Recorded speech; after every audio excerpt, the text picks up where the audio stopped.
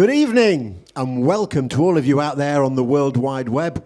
You join us here at the Venture Theatre in Ashby-de-la-Zouch for the Festival of the Artisan. And we're bringing the best of the UK's acoustic music to you over this weekend. Tonight we've got Steve Bonham, the Little Roosters, Bella Hardy. Saturday afternoon we're running the Artisan Club with up-and-coming new artists. And Saturday evening we've got Elaine, Davidson, The Long Road and Blair Dunlop. So I want to go through a few things with you first of all. My name's Kev Moore. I'll be hosting the event throughout the next couple of days. And a little bit of information on how to support the festival. So we're at the festivaloftheartisan.co.uk/box office if you want to join in and come online and watch the show. Pay what you feel. You know, you can just buy us a coffee, whatever. You know, just try and help us out. And if you appreciate the music that's coming to you over the weekend, then there's some great stuff on its way, let me tell you. And you can also buy virtual backstage passes to come and get a little bit of extra content and special offers and what have you if you want to go down that route. And I have to give a great big thanks to our sponsors, of course, the Arts Council England, who've really helped make this possible, and the Sausage Man, who bring the festival experience home. We do like the Sausage Man. There's some superb comestibles available from the Sausage Man. So come on, the Sausage Man. Hobgoblin Music, Deventio Wines, Delilah's Fine Foods, and Buffalo Brownies. So all of these people helping us, and we really do appreciate you. Thank you so much. And I'm going to introduce a guy to you now that I've known for the best part of half a century. Now, that is scary. It can't be right. There must be some kind of time warp going on.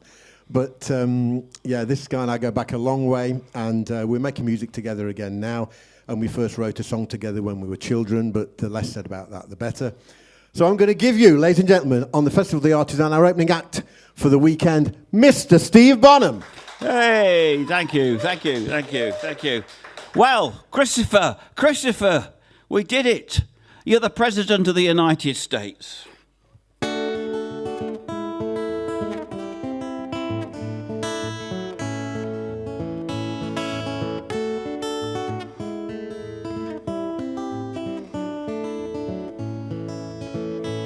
There was a man with a hat on the up escalator when she passed him going down. The angels sang Train was the glory and the lady took up the tune.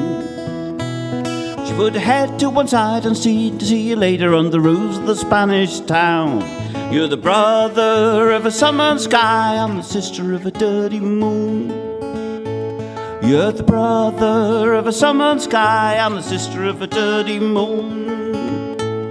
Well, in the old quarter under eucalyptus trees, trying to keep his cool, chewing sunflower seeds, sipping on a jar of wine, waiting for a fall. She said she'd see him later by the Moorish wall.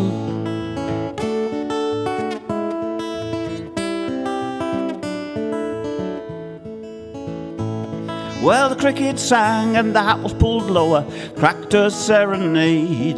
She says it's too damned hot to be making love in the afternoon.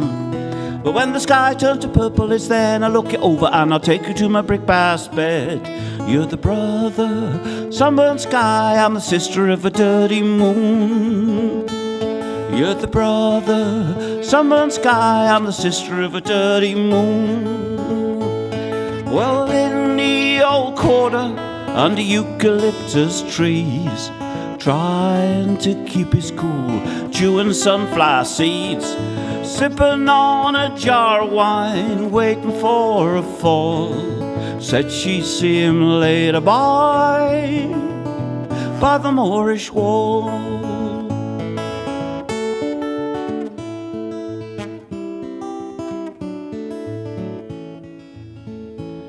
Torn dress on the bed, one body in the window, silhouetted by the lamp outside. She's listening to the sound from the river, echo in a moonshine room. There's a song that is playing in the street down below. There's a man sleeping on his side. He's the brother, summer and sky. She's the sister of a dirty moon. He's the brother, sunburned sky, she's a sister of a dirty moon. Well, in the old quarter, under eucalyptus trees, trying to keep his cool, chewing sunflower seeds, sipping on a jar of wine, waiting for a fall. Said she'd see him later by the Moorish wall.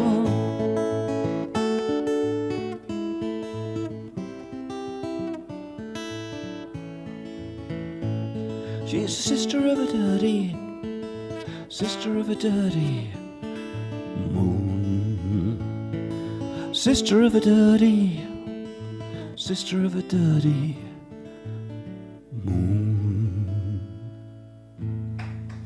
Thank you very much. Thank you. You won't believe there's only one person out there clapping, but it's incredible what they can do with technology. Thank you very much. Thank you much, all of you who are watching at the moment. This is the Festival of the Artisan, and yeah, it's incredible. We got here, and we're really pleased to be here. And hopefully, this is the start of the comeback for British music. It'll be great. I'm a bit of a vagabond. I love to travel. I've been blessed in my life to travel everywhere. Well, nearly everywhere. And that's how I write songs, you know, down the road, by the accidental meetings and the people you meet and the places you go which speak to you. And this particular song is my love song for America. Now, America often gets a bad rap, but there's something about the spirit and the magic, the moonshine of the place that really gets to me. And the ultimate image of America for me is the open-top car speeding along the endless highway, a land of vagabonds and outlaws and ruffians and rogues, heroes and villains. Anyway, this song is called Riding the Road.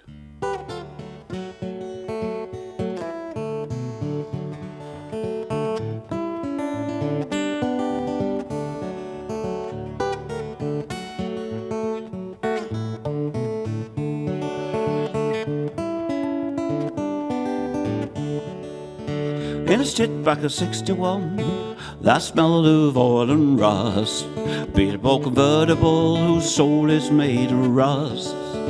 Rides Jenny into love, laughing as they're chasing trains, got his foot down hard, going like a hurricane.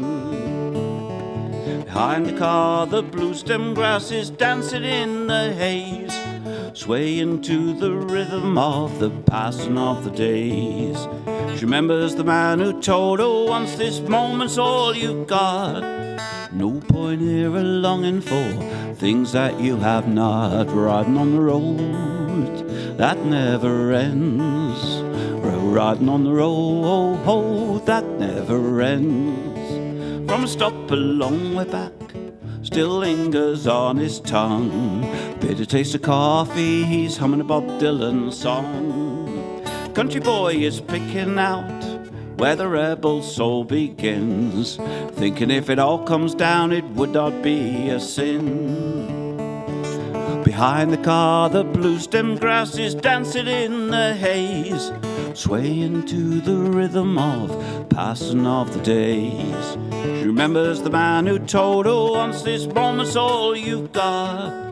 No point here a longing for things that you have not. Riding on the road that never ends. Riding on the road that never ends.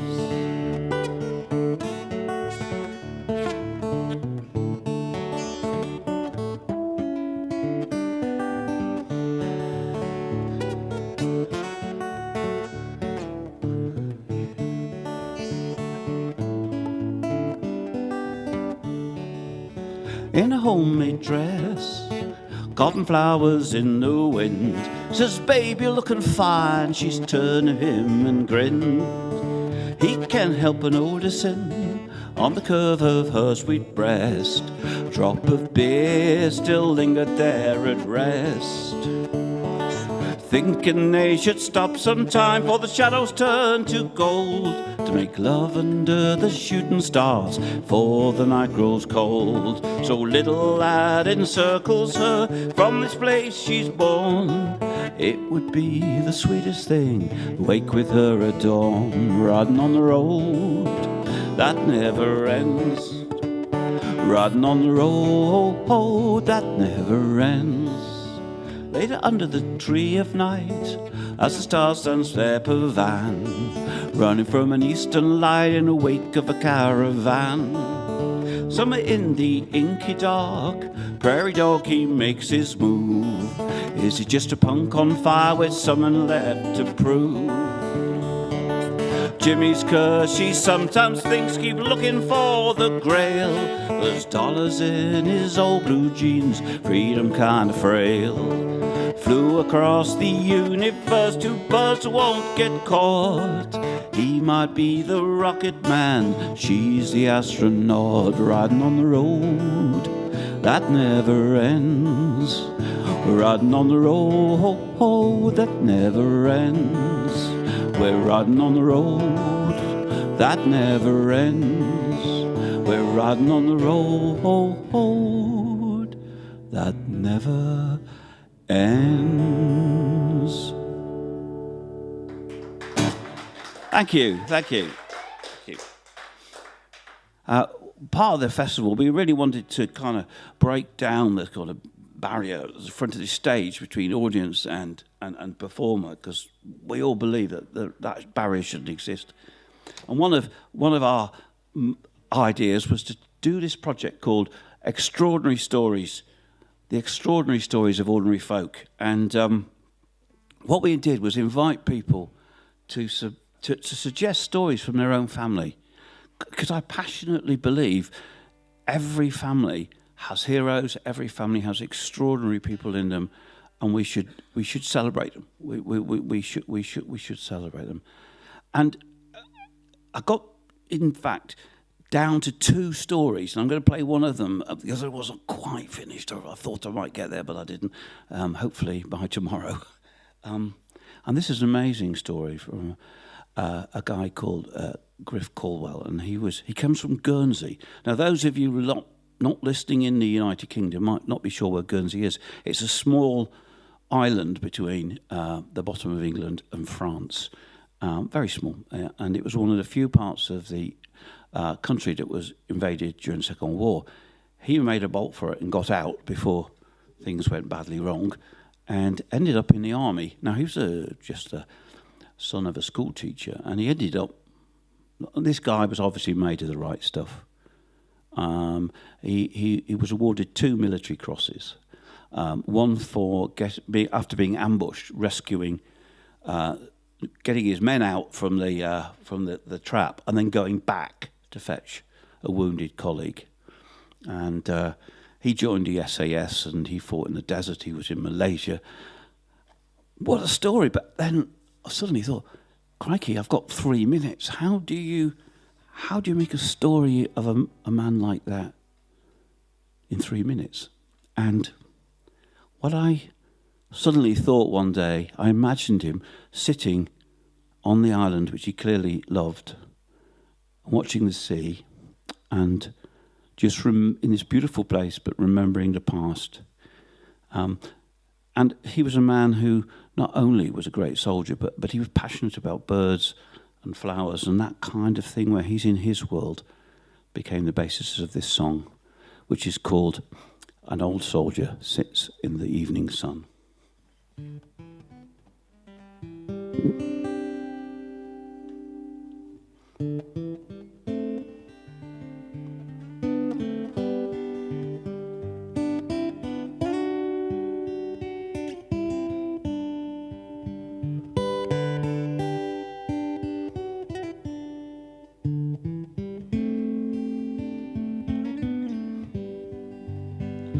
Soldier sits in the evening sun, the tools and things, the music runs across the bay, a ship sails by. It's taken young men waited I.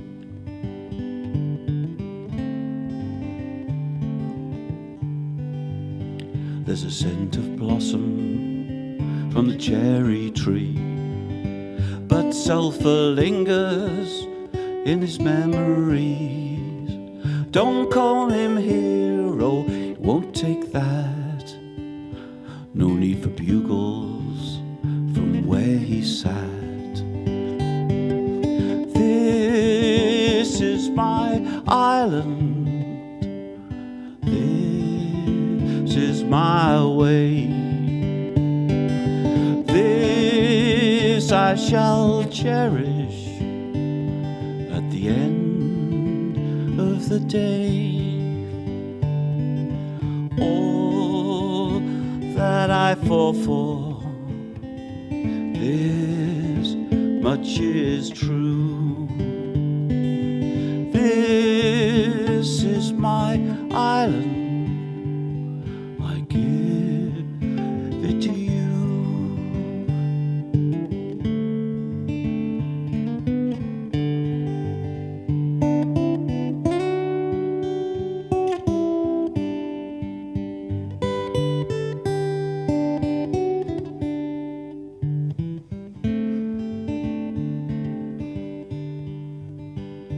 I only did what I needed to.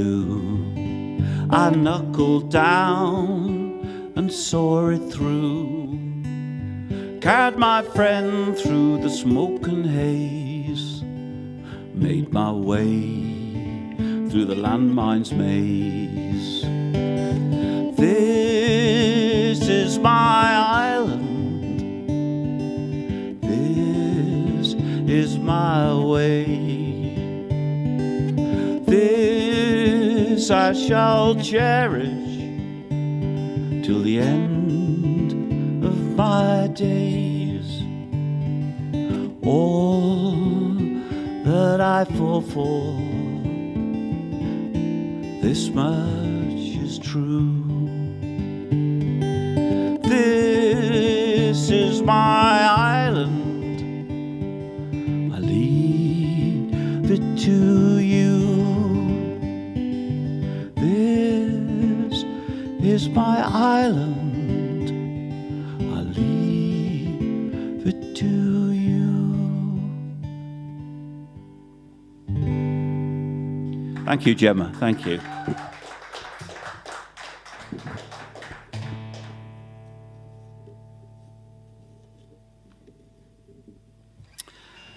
As I said, I walk. And once from the top of the Atlas Mountains down into the desert. It's a strange place, the eastern side of the Atlas Mountains. Not many people go there. There are salt mines. There are unexpected twisters when you're least ready for them. There are bad-tempered camels who try and sleep with you at night. There are storms and 40 degrees centigrade. And eventually you come out of the desert to a place called Mohammed, which is right on the Algerian border. And it's a bit of a military place, actually. You know, it's quite a troubled area. And there, you decide after 3.5 weeks of walking, probably best if you have a shower and find a hotel. And the one I went in, at first I thought was empty. But there in the corner was a couple looking at me. And I went over and said, hello, is this a hotel and is it open? And one of the people who answered was a woman probably in her 20s from California. There is always a girl from California wherever you rock up in the world. I was listening to my mate Kev here talking about his Camino Trail, and the same happened to him. I don't know what happens. Anyway, I got talking to her, and she was there, and I made up this story in my head about her life, and then 2 weeks later I met her again, and I found the story was true. So this song, not particularly creatively, is called The Moroccan Song.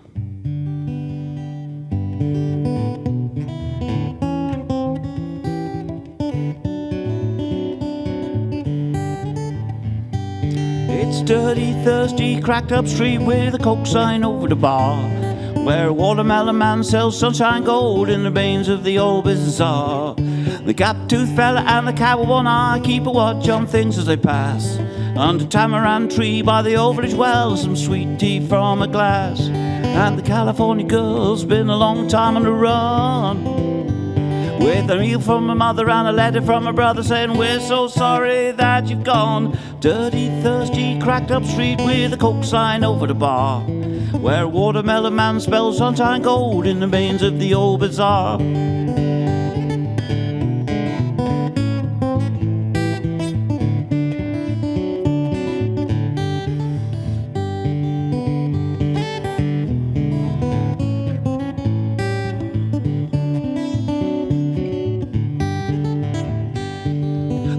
World from wood and straw and the mud from the riverbed, but the California girl is more concerned about the things going on in her head. The genie in the bottle who gave her 3 wishes and sailed her over the sea to a tamarind tree by the old village well, some sunburned geography. The giant for the girls painting hotel signs, something to confess, we'll say life's a mess, but nothing seems to fit or rhyme. Built their world of wood and straw and the mud from the riverbed, but the California girl is more concerned about the things going on in her head.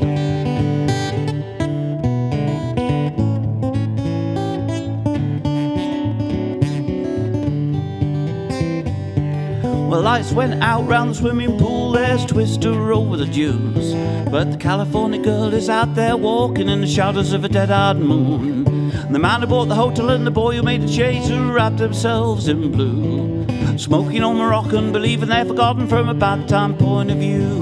They share a memory like rain in mid-July of the world's perpetual motion and the fish in the ocean and the snow falling from the sky. Lights go out round the swimming pool, there's Twister over the dunes, but the California girl is out there walking in the shadows of a dead-eyed moon.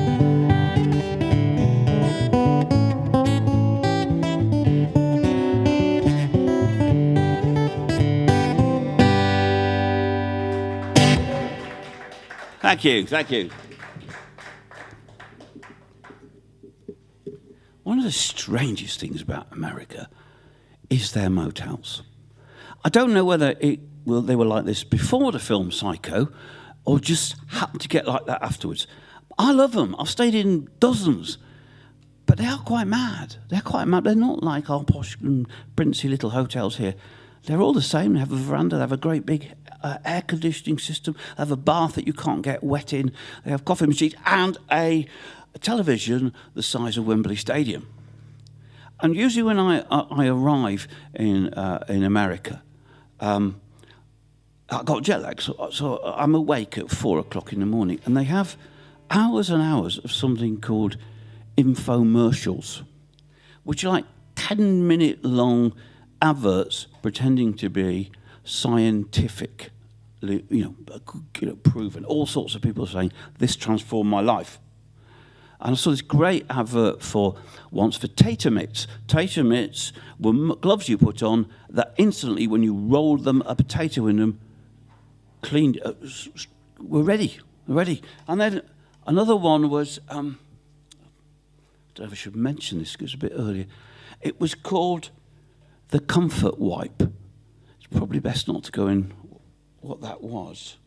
But then there was also the Euro Club, which was a golf stick that was hollow in case you got cut short on the 13th tee. But whenever you stay there, it's the people you stay with can be a bit frightening. Our Kev was in one, and the guy next door got murdered, and I've certainly met some very strange people, and then was moved to write this song about them. It's called Strange Motel.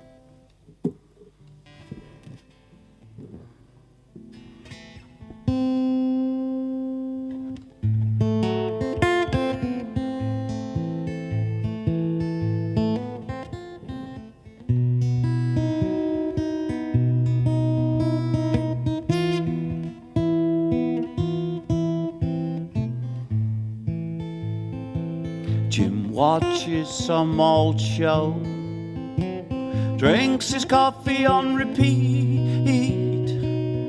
Whichever way he goes, it's along a losing street. In the something out loud, the police out here are trying to frame me, just a face in an angry crowd. Someone come and save me. Out on the highway, this heart-worn carousel, they're all seeking refuge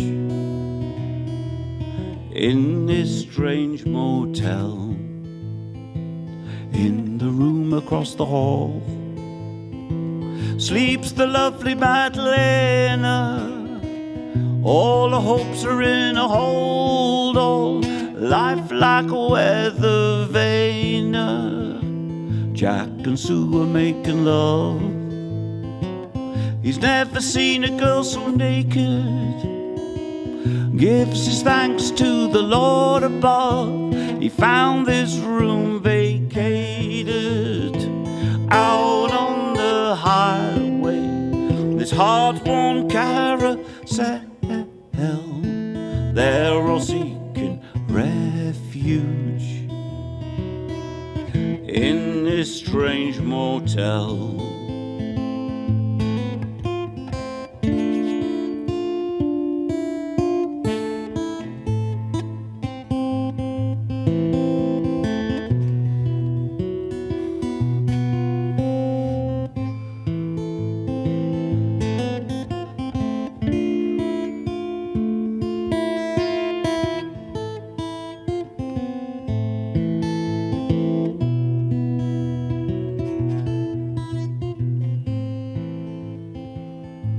Folds up a party dress, placed it slowly in a suitcase, starts to think it's for the best. She quits this hiding place.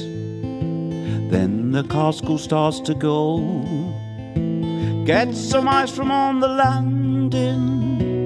Ace or deuce, it's hard to know, take some understanding. Out on the highway, this heart-worn carousel, they're all seeking refuge in this strange motel. They're all seeking refuge in this strange motel.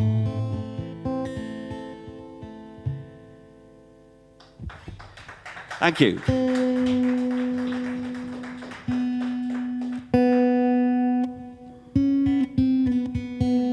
This next song is called Blues on a Summer's Day.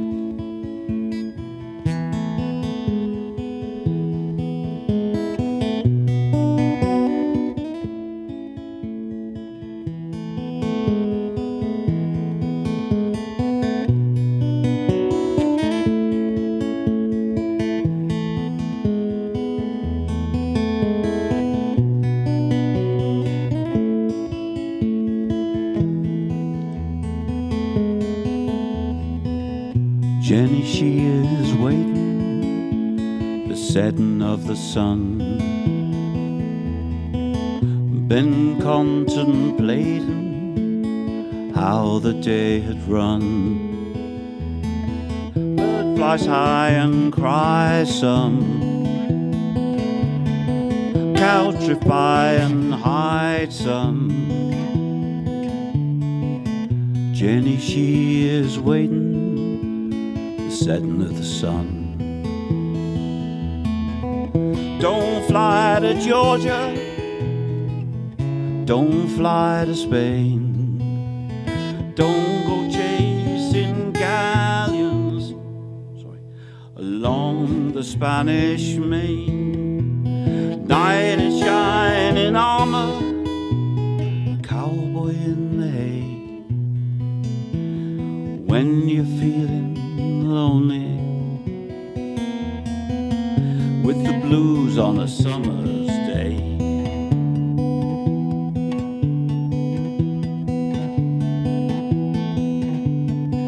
She sees his strange reflection in the old mill pond, like a beater calling from the great beyond. Golden chains and silver floating down the river. She sees a strange reflection in the old mill pond. Don't fly to Georgia, don't fly to Spain, don't go chasing galleons along the golden main. Knight in shining armor, cowboy in the hay. When you're feeling lonely, the blues on a summer's day.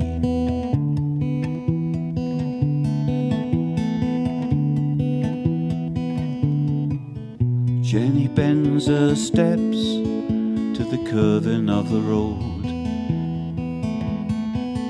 feels a little darker, as if the clock had slowed. The haunted touch that finds her,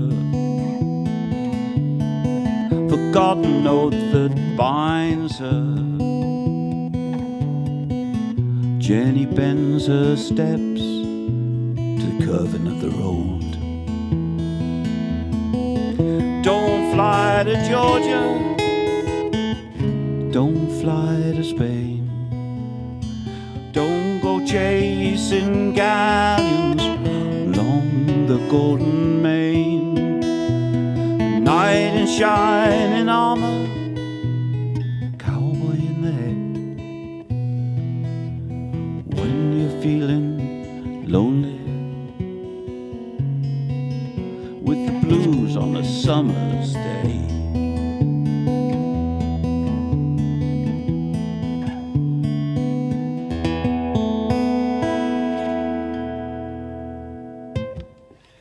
Thank you, thank you.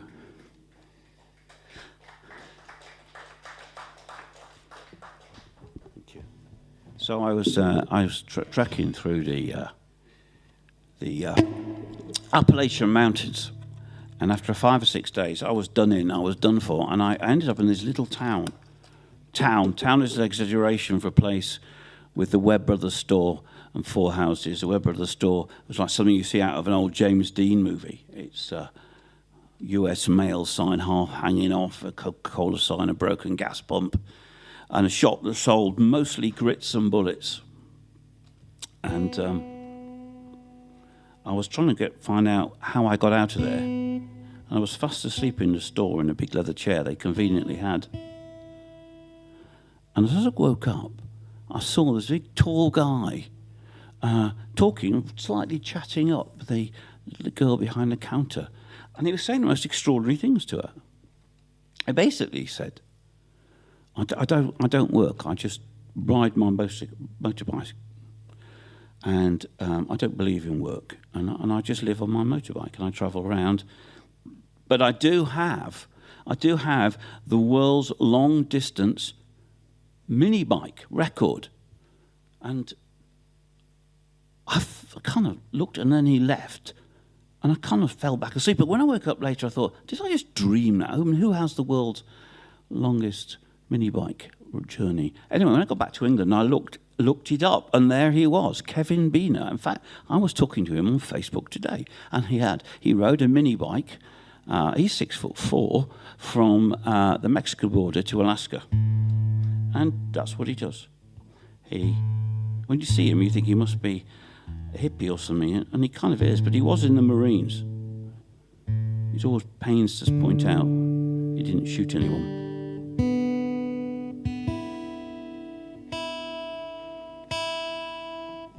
Anyway, the chorus in this song centres on a very famous 11 miles called the Dragon's Tail of up and down and 367 bends. It's the most famous motorbike trip in the States, and not everyone gets around, and and quite a few fall off. I think it's sort of half a dozen fatalities a year or something horrible.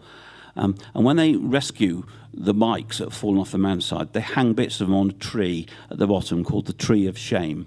And I drove past it, I have to say, not on a motorbike once, and it's quite a mournful sight. So this song is for Kevin Beener and the Ballad of the Dragon Tree.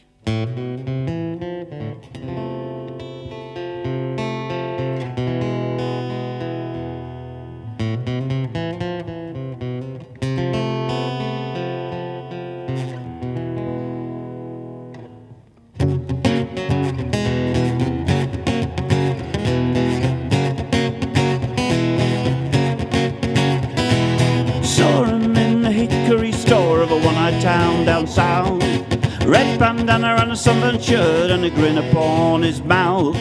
She asked him where he's going to, where he's gonna go. He looked at her, with sleepy eyes, and he answered her real slow.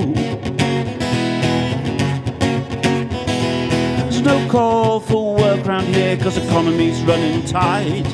Third make much better sense to hang around and make a fight, where they tie you up in rope-a-dope, smother you in fear. So be heading down that singing road, I'll be seeing you next year. Riding on a dragon's tail, ain't never gonna feel the same. Hitting the curve at 98, heading for a tree of shame.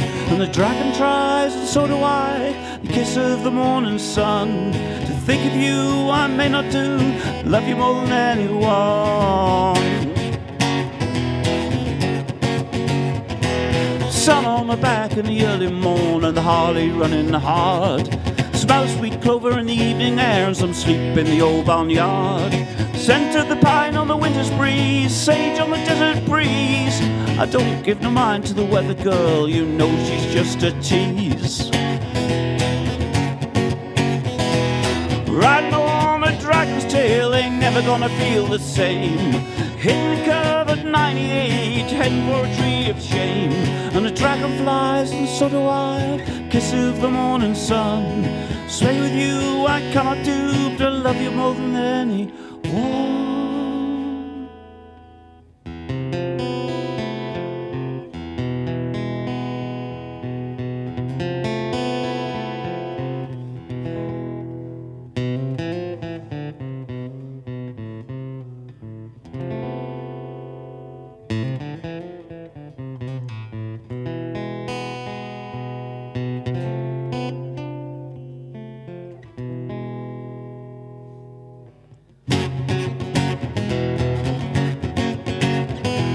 Small-time dreams and small-time girls ain't never gonna tie me down. I'm heading out to the borderlands, to the west coast I am bound. Across this mighty land of ours, right to the sunset. You know I ain't got that much, but dreams and no regrets.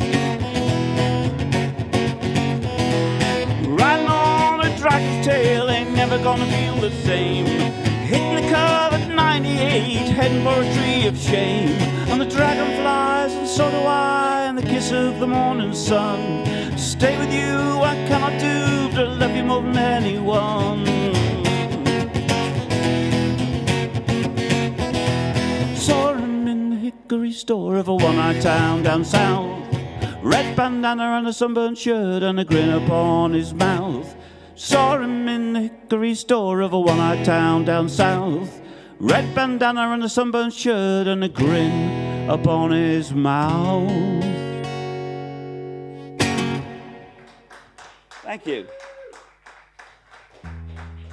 How are we doing for time? 2 more, thank you. So, the last year, we've been measuring our lives by lockdowns. You know, we've been saying, this is before, this happened in the first lockdown, or this happened between the first and second, or second and third. And in the first lockdown, I had 2 of my children staying at home with me. And it was for the first clap for Heroes, the first clap for the NHS. And now, as you can probably tell, I'm a bit of an old curmudgeon. And I wasn't mindful to do it, to be honest. You know, I just thought, this is not real. These people are struggling, and what's the point of clapping? Anyway, they made me. They dragged me to the door, and I stood outside. And I live out in the countryside, and in a little village. And I was convinced, nobody's going to clap. And then it started. And I could hear right round the village and into the next village, people cheering and clapping. And I was intensely, overwhelmingly moved by that. It really hit me. And I wanted to try and capture that moment, that sudden moment of togetherness.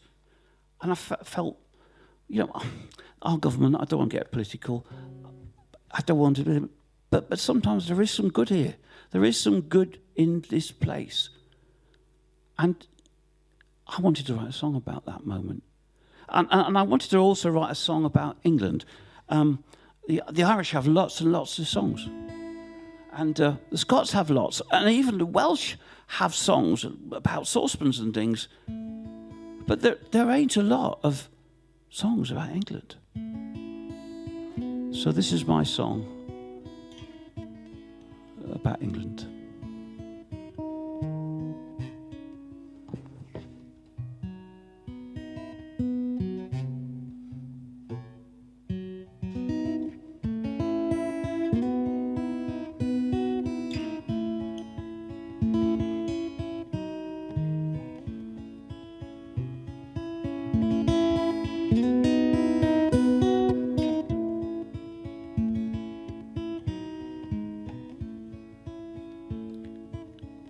We were born in the farms and foundries.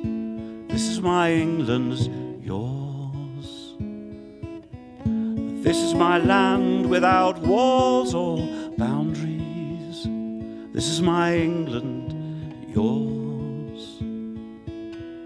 Stranger finds the front door open and a welcome at the table. You and I... Sorry, I'm going to just start that again. It's worth it.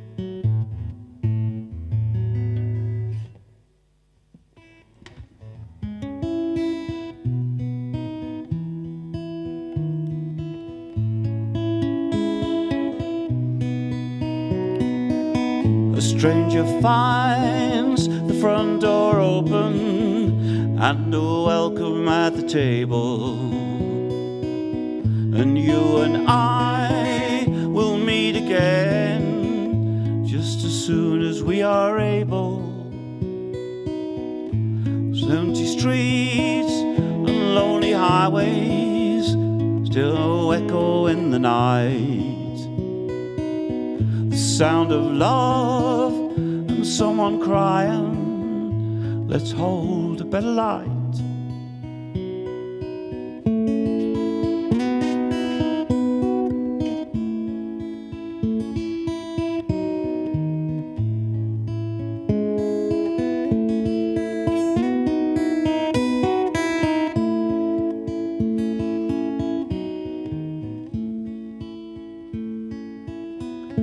This is my land with a right to good health. This is my England, is it yours? Where we believe you can have too much wealth. This is my England, is it yours? Those empty streets, those empty highways now echo in the night. The sound of love and someone crying, let's hold a better light. These green hills and streams and rivers where the gentle waters flow. In who we are from every nation, let us watch the spirit grow.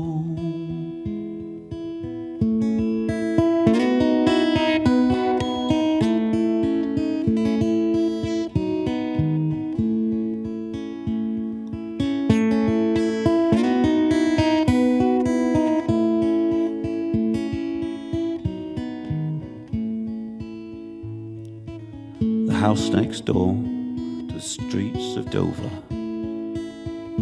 This is my England, is it yours? From Cornish Lass to Hexham Drover. This is my England, is it yours? From a Baltic cook to a Chinese trader. This is my England, is it yours?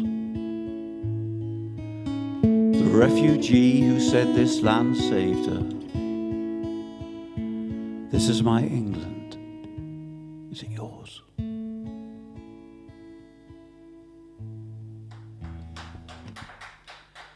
Thank you, thank you. Apologies for the little hiccup there. So this is my last one. It's great fun. Do sit in for the rest of the festival. There's some beautiful acts. I mean, I'm so just honoured to be sitting here on this stage with the people that are coming up. Little Roosters, fantastic. Bella Hardy, fantastic.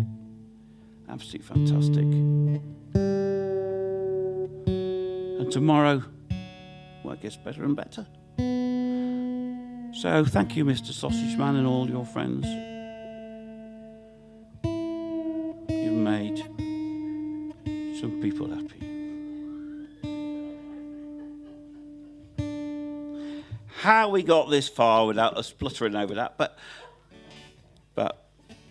yeah, magnificent. And when you see the piece of music that Kev composed for the festival and the appearance of Mr. Bratwurst, you're going to be knocked out. Anyway, this is the last song. It's called London Midnight Talking, and it's a very simple proposition. We'd be a whole lot better out there if we talk to each other.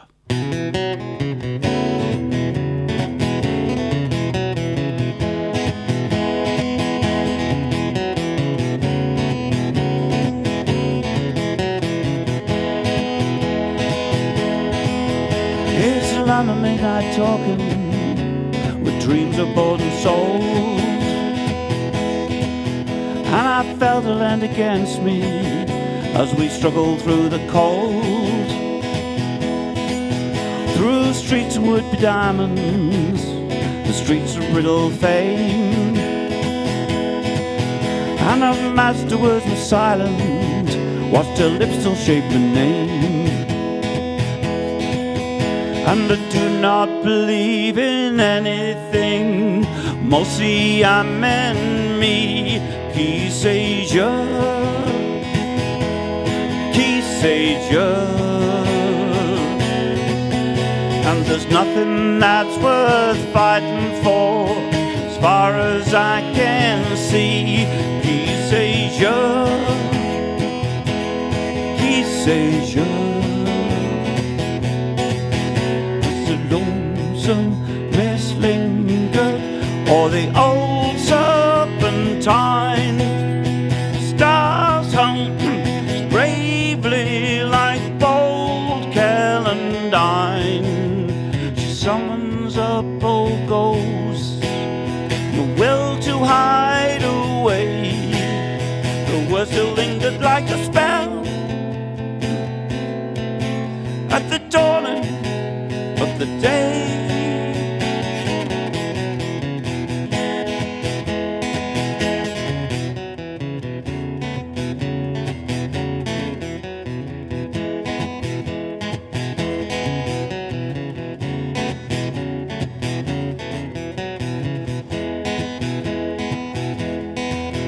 It's London midnight talking, a time of tumbling leaves, the shadows and the dancers, the murmuring of thieves, and our words were like Toledo steel, cut me to the bone. But there's kindness in her soft blue eyes that break a heart of stone. And I do not believe in anything, mostly I'm enemy. Qui sais-je, qui sais-je. And there's nothing that's worth fighting for. As far as I can see, peace Asia, peace Asia. It's a moon over Chelsea, a breeze across the Thames.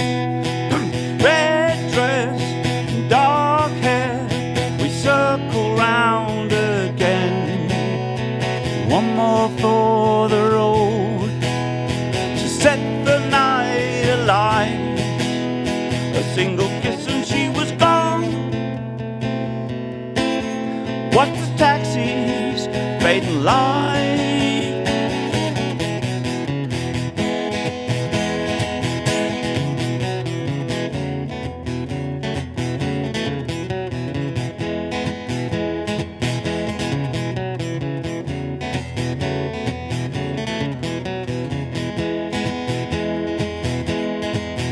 It's a lot of midnight talking with dreams of bought and sold, and I felt a land against me as we struggled through the cold. It's a lot of midnight talking, a time of tumbling leaves, the shadows and the dancers, the murmuring of thieves. It's London midnight talking. Thank you very much. Thank you. Good night. Thank you.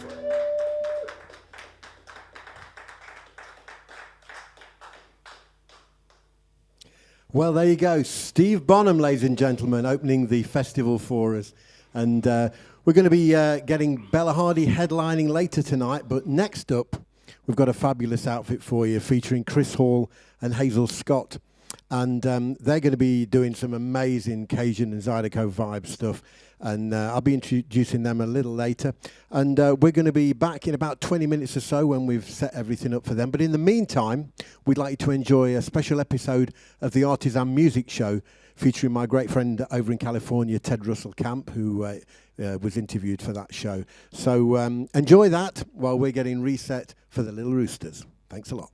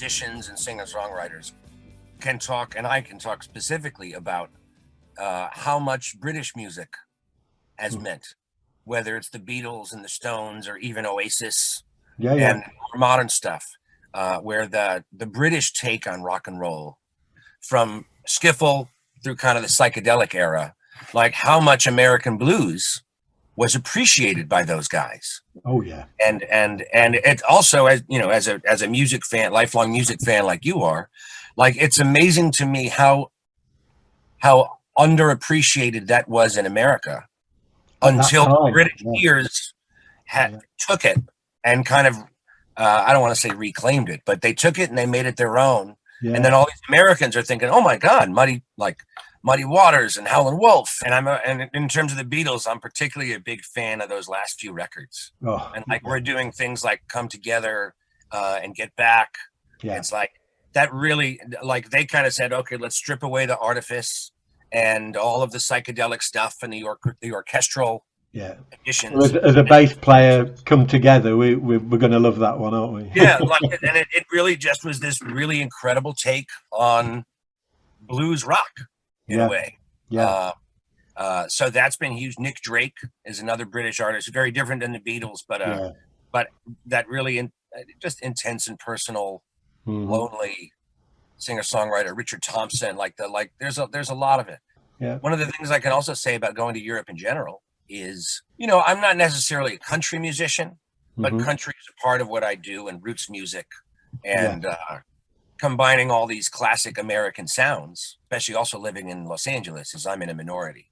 Most of the music people in LA are trying to make music as modern and saleable as possible. Yes, absolutely. One of the great things about living in LA is that they kind of leave us roots guys alone. We can kind of do what we want. And use our own compass for what we want our music to be like. That's been really great. But then again, you have this other thing where it's like, okay, I'm a minority, I'm respected in my scene, and I can go to Austin or Nashville or Chicago and do great shows and have friends there. And I know that us musicians, like we're all over, and we can find each other, and we will find each other, and we will find an audience. But one of the great things when I started going to Europe is what I do is really particularly American. One of my first big tours over there, I had a bunch of gigs actually in Spain. And one of the guys says, what you do is so exotic.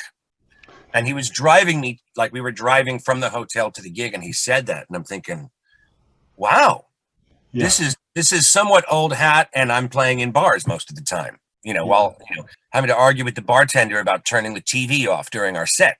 And I was like, wow. And just him saying that and then being able to play, I was like, well, okay, there is something special that I'm doing. And I can keep kind of honing my craft and getting into it. I don't have to feel embarrassed about the impulses. And, when some snarky guy says, yeah, this album's pretty good. It sounds a little too much like Jackson Browne. Sounds like this is really old, boring music. I'm like, okay, well, that's this guy's take. I'm taking these influences that I love and saying what I can to the best of my ability. That's all you can do. I mean, if you're true to your own creative soul, what more can you do? And then it's subjective for other people. Yeah. And I noticed this one time when I was touring Scandinavia many years ago.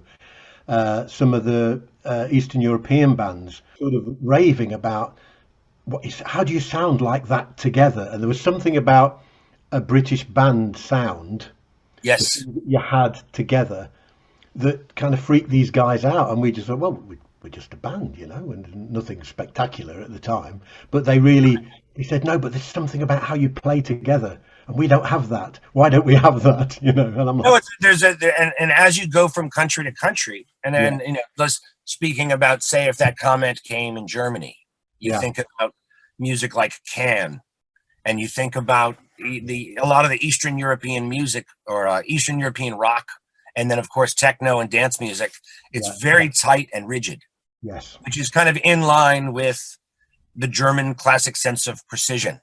And then you get to the pub rock, or the greasy sounds that you get that came from the British who played blues and got into their own thing, and the swampiness of feel that you might get. That space in between, stuff like that. It's a pretty cool special thing, and it's funny. Like I wouldn't be surprised if you'd have experiences like this. But sometimes I'll go to Europe and I'll have friends, and I put a band together of all Finnish guys or all Swedish guys or all Dutch guys, and then we'll do a bunch of shows together. And it's like I'm reminded how much I like to sway and groove and vamp.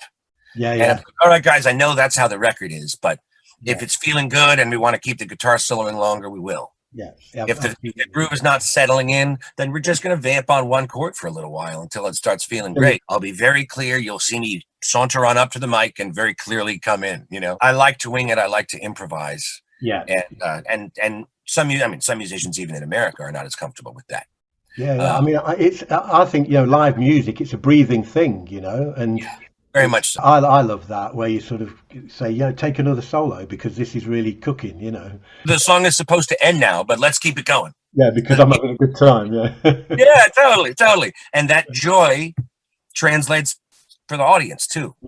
Yeah, I would agree with that. When you first went to LA, you sort of started in the session scene, didn't you? Was it hard to get into that? I'll say yes, Yeah. but also the reason to move to a place like LA is there are so many musicians. And it's not just that there's a scene, there are like hundreds of adjacent scenes. Yes. So, at first you find your Irish pubs and you find your local gigs, and I would go and sit in at blues jams. It was a common thing in both Seattle, where I played before, and then in LA. And it's a way to just kind of show up and, play some songs and meet musicians for the first time when you get to town. So yeah, you start definitely by doing the less glamorous sessions, and they're in someone's home studio, or there's a great part of town that's north of Hollywood, over the Hollywood Hills, and it's called the Valley. And then but then the nature of it is you show up, you play well, you're nice, you care, and then you start getting better work as the years go on. Exactly, yeah. And it was a pretty great era, because economically, America and kind of Western civilization was doing well. Yeah, and so there were a lot of individual artists kind of like getting their act going. So, for all of these artists, there were, this group of, I don't know, a couple 500 sidemen who could just be hired by anyone, and they learn you learn the set, you show up, you get into the music. And that was a pretty great phase for me, because I didn't necessarily had an idea for what I wanted to do as an artist in terms of writing my own songs, but I loved rock and roll and blues and country. And it was just this great education where all these different people were calling me to play, and then I could learn their music and kind of pick their brain a little bit. Cool. That's the other side of it. You're not just getting work, you're getting the education of the whole range of styles and what have you. Yeah. So was it through that scene that you got to meet Shooter Jennings and became part of his band, or? Yes. In fact, in LA, like I said, there was not a lot of this kind of country meets rock and roll. No, it's quite rare on the coast there, isn't it, really? Yeah. But there was a good little scene of maybe 10 or 20 bands, and I was already playing bass in half of them. And I had one band that I sang with that was kind of in that scene also. And then when Shooter was putting the band together, that evolved into his main band, Shooter and the 357s. Two different people recommended, like he had another bass player that was working in the band, and their interest was waning. And so he started asking his friends, and two different people recommended me. So he said, "Oh, this guy Ted's got to be cool." And it was good, because I had a very melodic approach, and so Zeppelin and John Paul Jones and the Beatles and Paul McCartney. Carl Radle is a pretty incredible bass player who played with Leon Russell a lot and played with Freddie King. He was the bass player in Derek and the Dominoes. He had another very unique and very Tulsa take, because he was from Tulsa and part of the Tulsa sound, take on that melodic bass playing. And it all kind of stemmed from Jamie Jamerson and Motown anyway. But so I was getting known for kind of what I did. And these two friends said, Ted totally gets country and the Waylon and the Willie and the outlaw sound, and he totally loves this classic 70s rock and roll. He's like, this is totally the guy for you. He's immediately gonna get it. And that's what happened. So I showed up at a rehearsal, and I was just meeting Shooter for the first time. No, I had seen him play an acoustic show. So we met very briefly, but the first time of actually hanging out with him, he had the drummer and the guitar player, and he already were in the room, and we're already kind of rehearsing the set, and they didn't have a bass player. So I showed up, and while they were in the middle of a song, I walked into kind of the room that was adjacent, and I didn't want to interrupt, so I just let him play the song, and I was like, oh, this is going to be fun. Just hearing it, you gotta hear how you can get in. And then right away, I kind of immediately understood his sense of songwriting and the sense of rootsiness. And there were probably 3 or 4 covers and maybe some other originals, but a majority of what we played that night evolved into the first record that Oh, was wow. Jennings' album. Yeah, yeah. And the songs just kind of immediately made sense to me. I liked them. And the second we started playing, I just locked in right away with the drummer. And I had already gigged with the guitar player. And it just felt natural and wonderful really right away. And actually another cool thing about the early days of Shooter is that he wanted to, put together this country roots music album and then get signed in Nashville and kind of have the next phase of the career blossom. Yeah. So he had the idea of like, okay, well, we'll find a good looking guy who sings great harmony and plays acoustic guitar. Maybe we'll find a pedal steel player. And he had envisioned this larger country band. And after maybe 2 or 3 rehearsals, we all went out to have a drink at a place around the corner, and it was like funky little bar in the middle of Hollywood. And I said, Shooter, I think, and he was talking about having other people come by next week. I was like, I think it's cooler if it's just the 4 of us, because then we're like the Led Zeppelin of country music, because everybody in this band has a ton of personality and a lot to say musically. Yeah. And if we don't add 3 more musicians, then you don't have everyone playing safe. You have each guy's personality comes through, and we sound more unique. Yeah. And I was like, and that's, at least from where I'm sitting, that's what you want. So can I ask you to play us a song, Ted? What you got for us? Sure, I'd love to. Here is the Dobro. Yeah. So this is a song from the new record, Down in the Den. Or actually, I should ask, do you want a fun one or a moody one? Let's have a moody one. Okay, great. Okay. This one's called Hold On. Okay. And I realized a lot of my music is kind of has a hopeful undertone. There's a light at the end of the tunnel. A lot of what I sing about is, times are hard, but hold on and hang in there. Yeah. And so this one is literally called Hold On.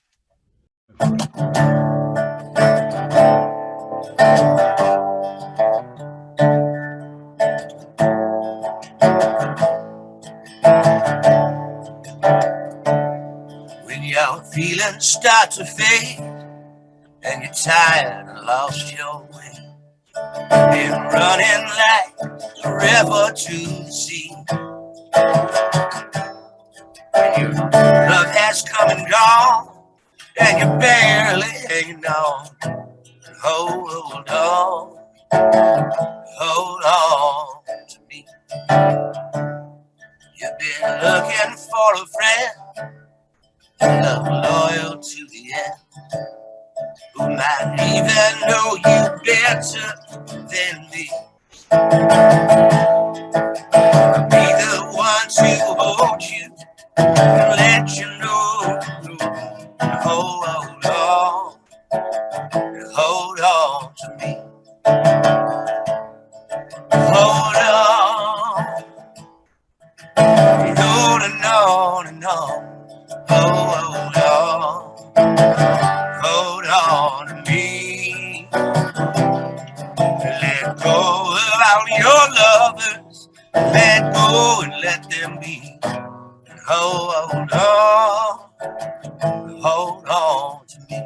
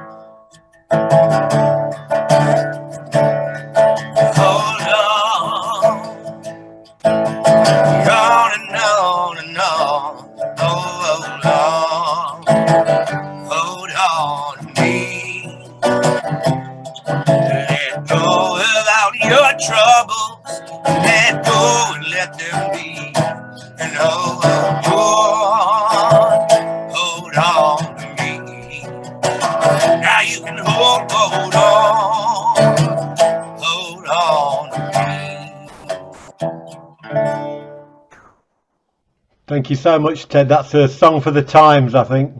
Yeah. Thank you. And thank you for your time, my friend. And I hope we can meet up again when all this madness is over.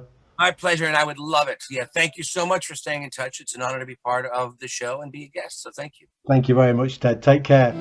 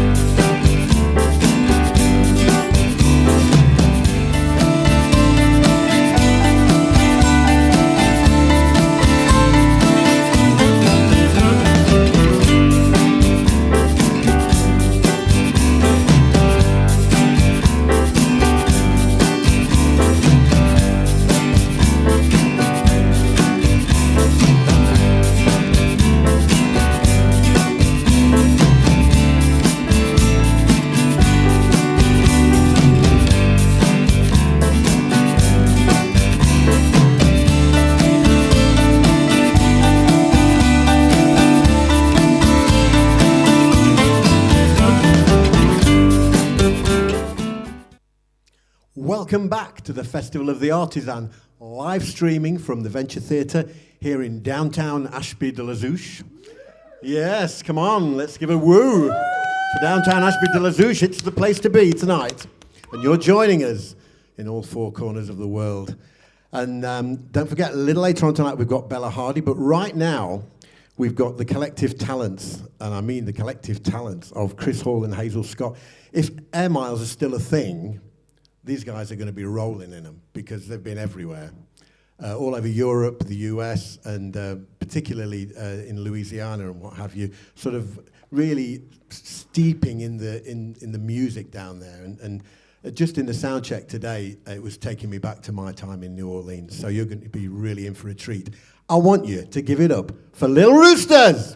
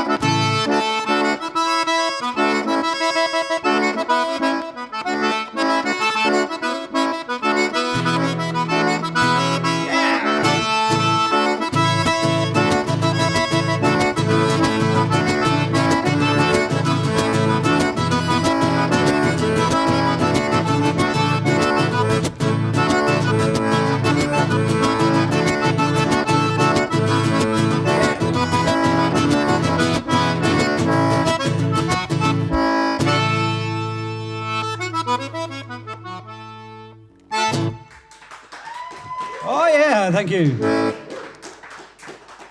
Thank you very much. It's great to be here with the little Roosters. We're going to do some Cajun music, a little bit of Zydeco, some swamp blues, maybe a little bit of Cajun country.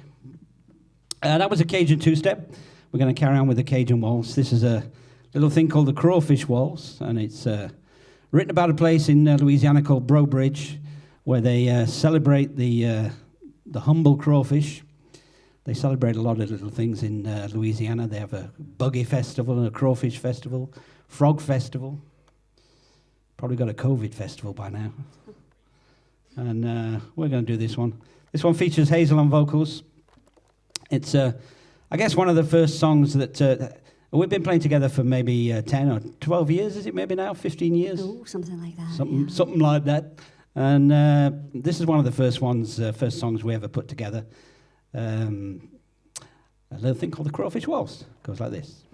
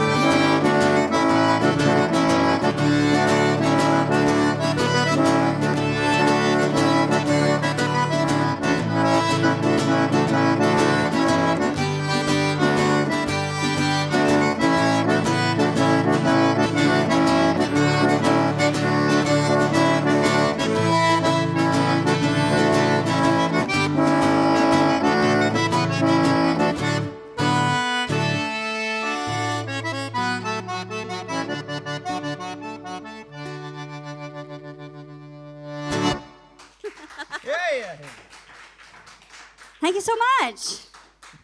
It's so great to be here today. So we played you a couple of Cajun songs now. Cajun songs kind of break into three different categories. You kind of have the two steps, which are the fast ones, and we did a little waltz for you. And now we're going to do a blues song, which is a really old Cajun song. This comes from way back to the grandfather of Cajun music, back to the 1920s. This next song's called The Blues de Prison. which is all about being really sad because you're in prison, which you would be. And we've actually been watching a lot of prison things in lockdown. We kind of relate to them. What was it we saw the other night? Papillon. And another one with Harry Potter in it, Escape from Pretoria, I think it was called. But they were great. We really felt their pain. And actually, Chris has been in prison, haven't you, Chris? I've been in prison, yeah.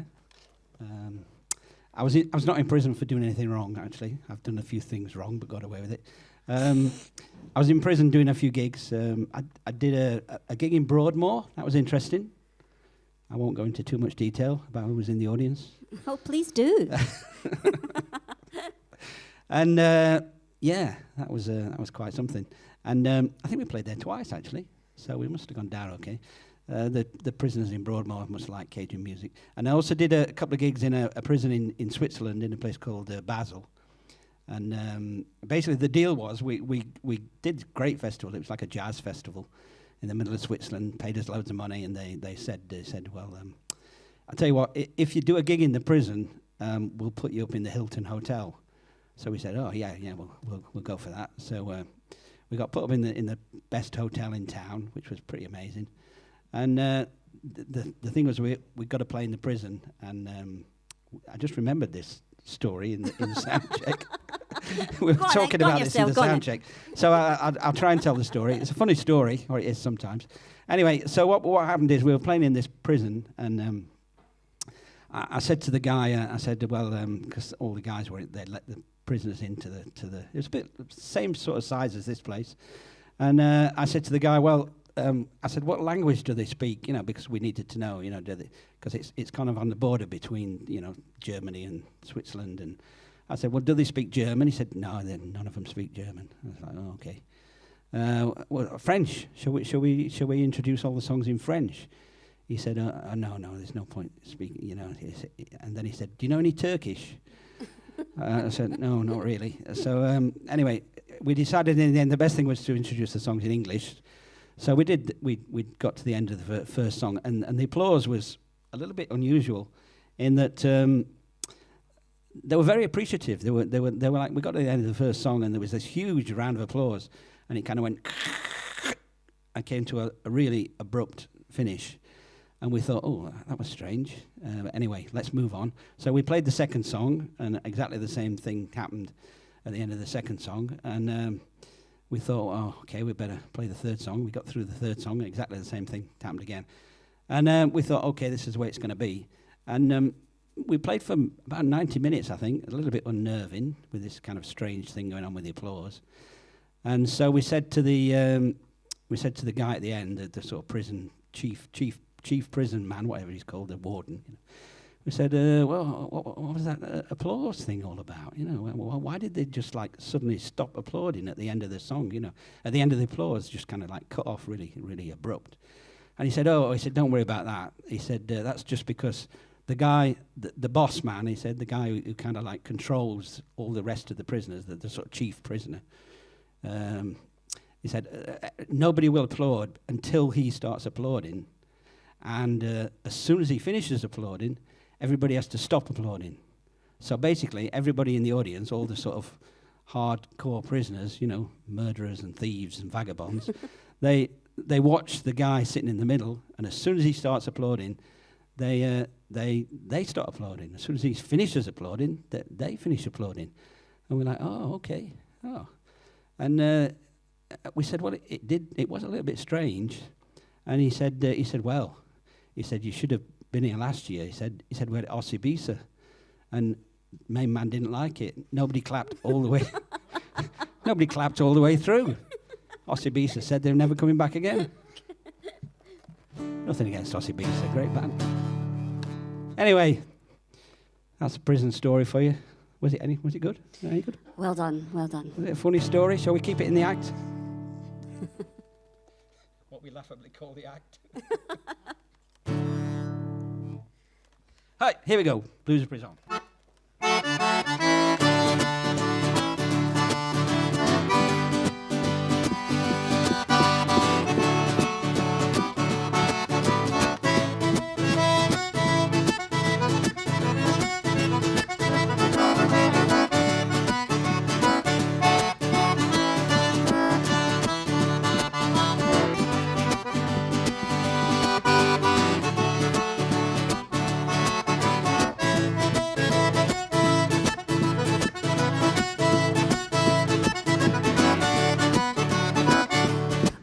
prison, parti la prison, mort tout seul, parti la prison. Je vais m'ennuyer, comment je vais arriver, longtemps j'ai beau pas rentrer.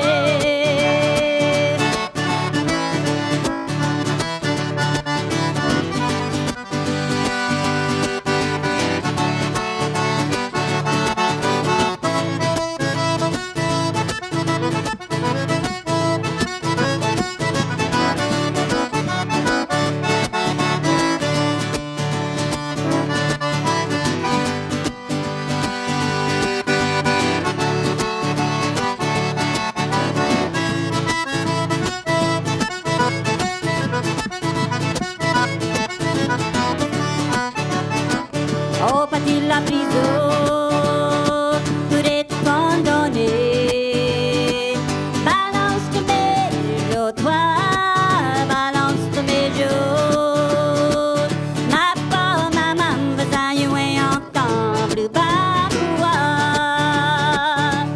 Qui était là-haut, pour de la prison, fermée sous moi, sans oublier la clé. Je croyais non, je devant jamais la trouver de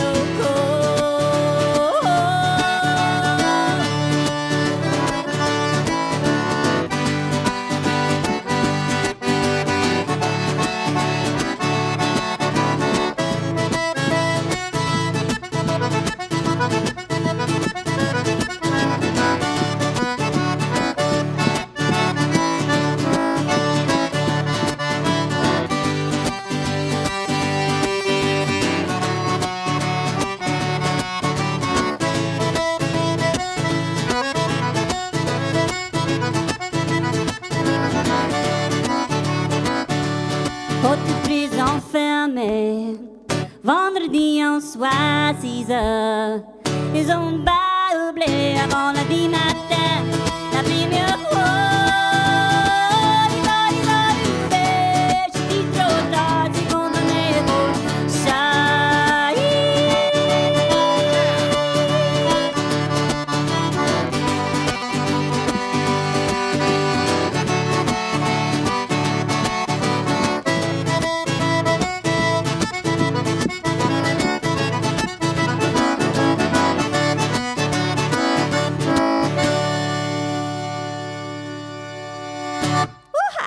Bruce de prison. Thank you so much. Thank you. Okay, we're going to switch. Those three songs were played on the Cajun accordion. That was an accordion built in Louisiana, handmade in Louisiana. Basically just a kind of melodeon, really. We'd call it a melodeon in this country, but in Louisiana they call it an accordion. But it's pretty much the same thing, really. You can play Irish music on it, and English traditional music on it, Louisiana music on it. This is a Hohner accordion made in Germany, and it's red. It's nice, nice colour. And what the Louisiana people did is they kind of they almost reinvented the accordion in a way, because that accordion I've just been playing, for example, was in the key of D, and a lot of the time it's not really played in D. It's played in other keys. It's played in A and F and G and things. So they kind of, a bit like they did with the blues harmonica, really, they kind of took the harmonica in the States and they reinvented it and played it in keys that it was never really designed to be played in. And they did the same thing with this thing, really, the 3-row. This is in GCF, and we're going to play it in B minor.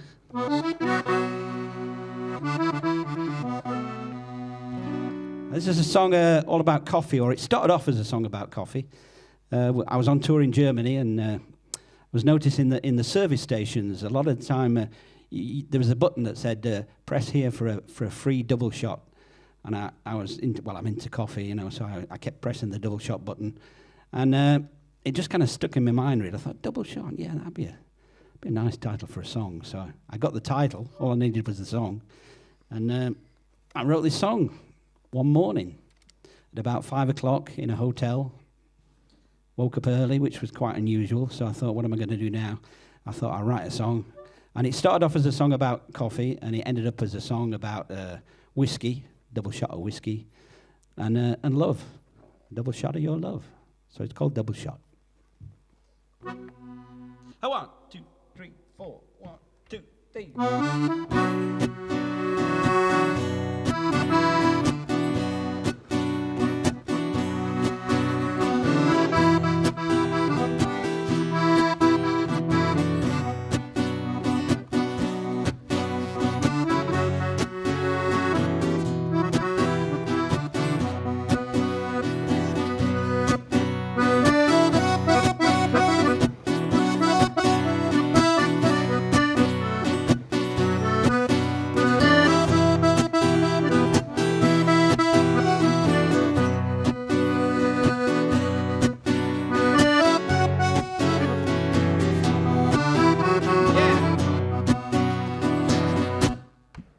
I got a fever, a fire burning in my soul. It's burning hotter, something that I can't control. It won't stop, think I need a double shot. I tried whiskey to put out the burning flame. It just burned harder, enough to drive a man insane. It won't stop, think I need a double shot. Yeah, I want a double shot of your love. I want a double shot of your love. Double shot of you. Oh, sing it again, Hazel. Yeah. I want a double shot of your love. I want a double shot of your love. I want a double shot of your love.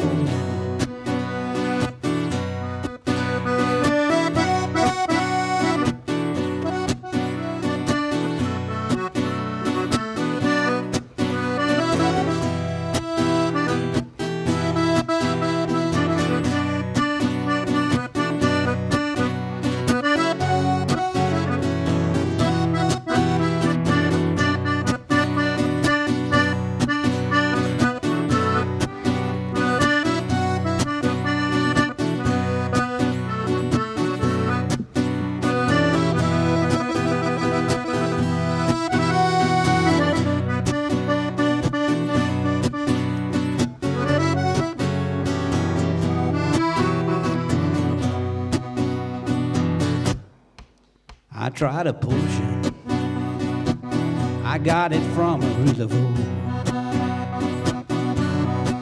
I tried a mojo from a man called Jacano. It won't stop, think I need a double shot. Mind is jumping like a chicken in a sack. My heart is pumping, I got a monkey on my back. It won't stop, think I need a double shot. Yeah, I want a double shot of your love. I want a double shot of your love. Double shot of your love. Sing it one more time, Hazel. I want a double shot of your love. I want a double shot of your love. I want a double shot of your love. Let's take it home now.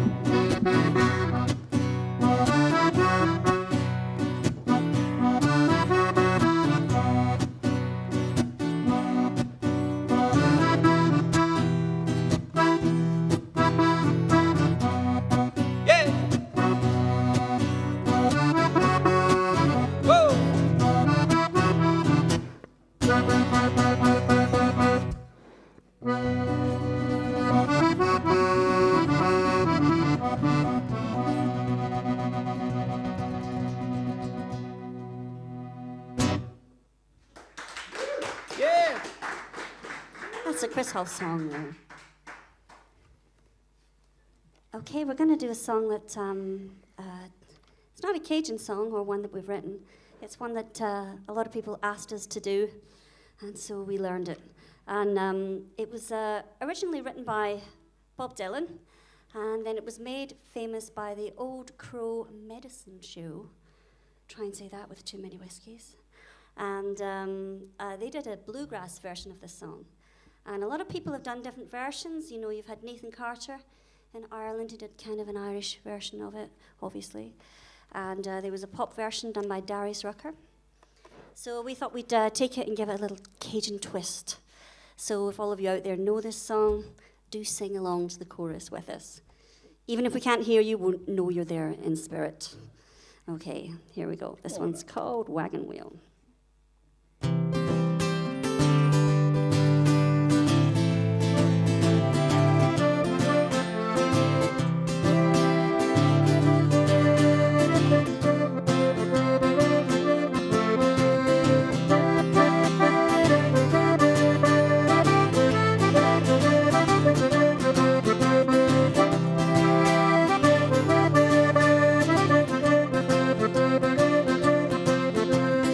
Headed down south to the land of the pines, thumbing my way to North Carolina, staring up the road, pretty God, I see headlights. Made it down the coast in 17 hours, picking me a bouquet of dogwood flowers. I'm hoping for rally, see my baby tonight. So rock me, mama, like a wagon wheel. Rock me, mama, head away you feel. Hey, mama, rock me. Rock me, mama, like the wind and the rain. Rock me, mama, like a southbound train. Hey, mama, rock me.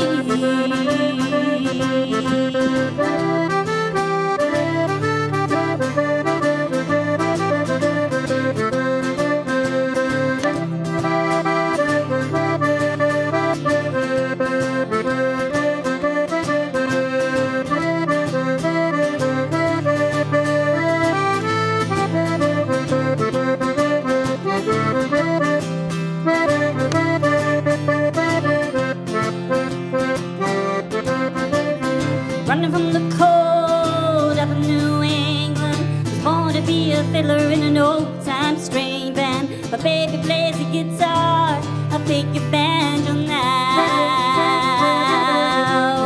Oh, the North Country winters keep forgetting me now. Lost my money playing poker, so I had to leave town. But I ain't turning back to living that old life no more. So rock me, mama, like a wagon wheel.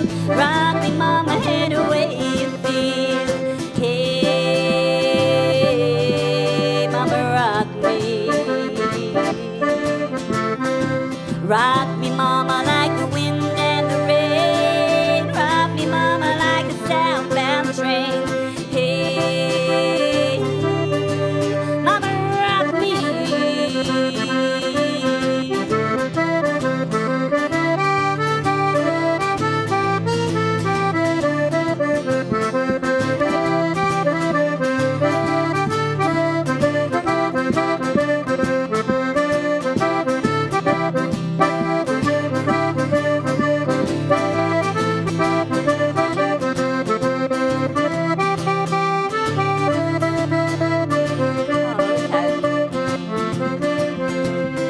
Walking to the south, out of Roanoke, caught a trucker out of Philly at a nice long toke. He's headed west from the Cumberland Gap to Johnson City, Tennessee. Oh, I gotta get a move on, fit for the sun. Yeah, my baby gonna Molly, man, I know that he's the only one. If I die ready, at least I will die free. So rock me, mama, like a wagon wheel. Rock me, mama, head away you feel. Hey,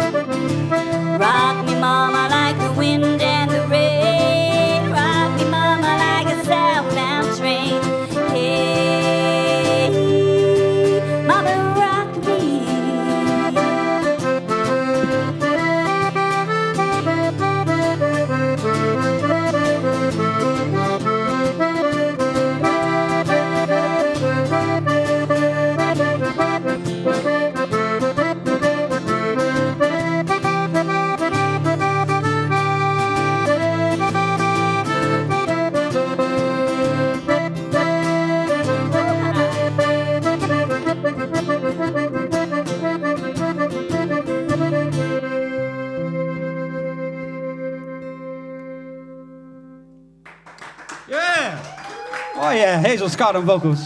Thanks so much. All right, we're going to do another one that features Hazel on vocals. This is you may recognize this one as we kind of get into it. We're not going to tell you what it is. You're just going to have to guess. And it was made famous by a lady who... there's a connection to Louisiana with this song. It was made famous by a lady who first recorded in a small studio in a place called Lake Charles, run by a guy called Eddie Schuller, and his studio was called Gold Band Studios. And when I think she was either 15 or 16, she went into Gold Band Studios and she made her first recording in this little studio in the back of a TV shop. And not a lot of people know about this thing, but I visited this guy, Eddie Schuller, and he was very proud to tell me that this lady first recorded in his little TV store. And she went on to become huge. She got her own TV show. She used to sing with a guy called Porter Wagoner. And so we kind of decided we'd do this song, and it's one that Hazel likes to sing. And we won't tell you what it is, but you'll know it anyway.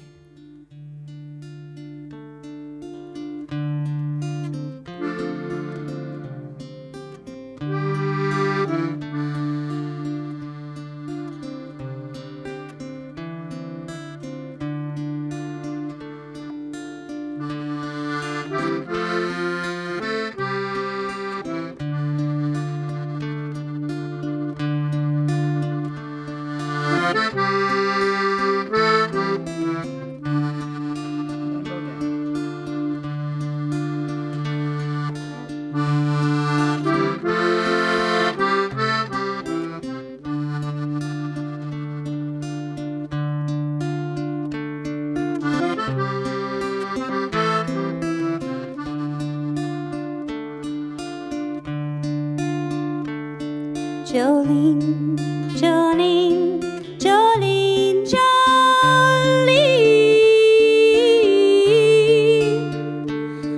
I'm begging of you, please don't take my man.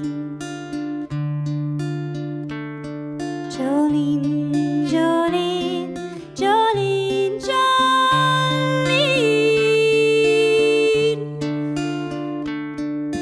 Please don't take him just because you can.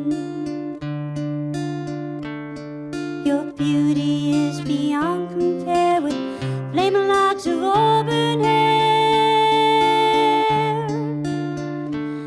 with ivory skin and eyes of emerald green. Your smile is like the breath of spring. Your voice is sharp like summer rain, and I cannot compete with you, Jolene. He talks about you in his sleep. There's nothing I can do to keep from crying when he calls your name, Jolene. I can easily understand how you could easily take my man, but you don't know what he means to me, Jolene. Jolene, Jolene, Jolene, Jolene.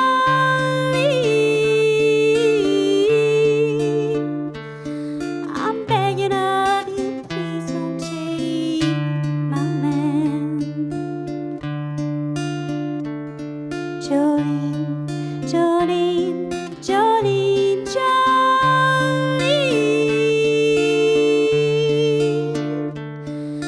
Please don't take him just because you can. Now you could have your choice of man. I could never love again. He's the only one for me, Jolene.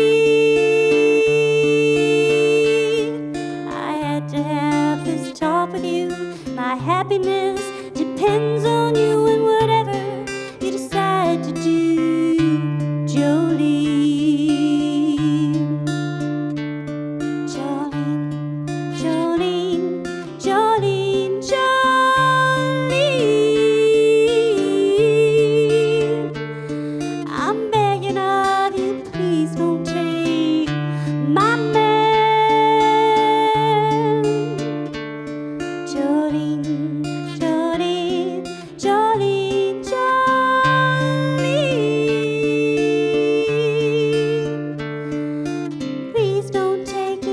just because you can. Please don't take him even though you can. Jolene.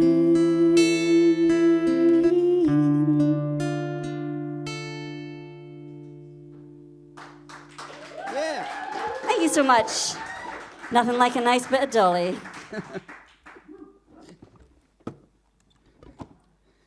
We're going to destroy the mood now. A bit of raucous accordion. Go on yourself, Chris. So I used to play in a Zydeco band. Well, we were kind of Zydeco. We kind of mixed the Zydeco with blues and rock and roll. And I wrote quite a few songs for that band, and this song is one of those. It's a song called Green Grass. It's about the fact that a lot of people think the other man's grass is always greener, but it's not always the case. And this is a sort of story song, because at the time I was in this band, I was listening also to a lot of Bob Dylan, and I kind of liked the fact that Bob Dylan told all these stories, you know, these big long stories in his songs. So I came up with this idea of combining kind of Zydeco Creole grooves with a sort of a story song, and it's called Green Grass. It's about a fella that he's poor, and he goes over the fence, and he's looking for money for drugs, and in the end he dies. Bit of a sad story, isn't it, really? But They yeah. can't all be happy, Christopher. He goes over the fence looking for the greener grass, and finds it's not really there. So that's what this song is all about, green grass. Looking for the promised land.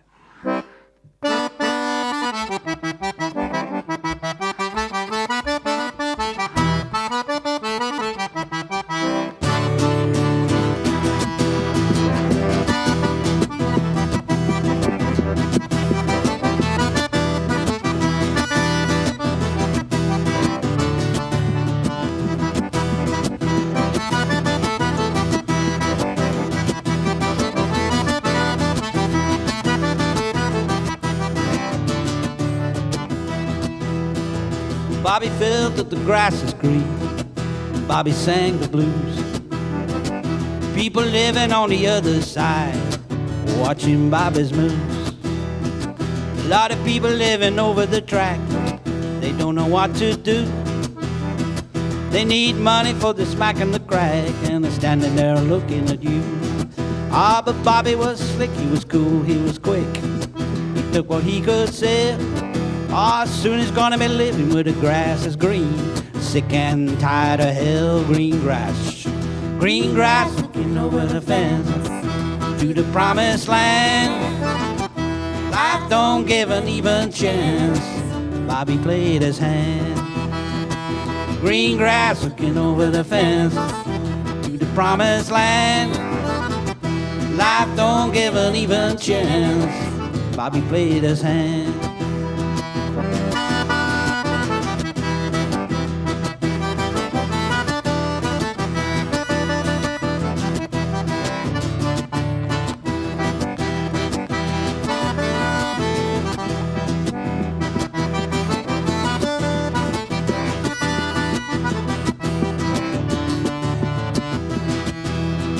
You hit the grass 90 miles an hour, you're heading for the track. And Bobby heard a man shout, "Stop, I've a gun." Bobby wasn't turning back. And the guy with the gun was one hot shot, everybody said. And Bobby lying on the green, green grass, he's got a bullet through his head. He's got a bullet, Got a bullet, got a bullet, got a bullet, he's got a bullet through his head. He's got a bullet, got a bullet, got a bullet, got a bullet, he's got a bullet through his head. And Bobby's lying, Bobby's lying, Bobby's lying, Bobby's lying, Bobby lying on the green, green grass. Bobby's lying, Bobby's lying, Bobby's lying, Bobby's lying, Bobby's lying on the green, green grass. Yeah, green, green grass looking over the fence to the promised land. Life don't give an even chance. Bobby played his hand. Green grass looking over the fence to the promised land. Life don't give an even chance. Bobby played his hand.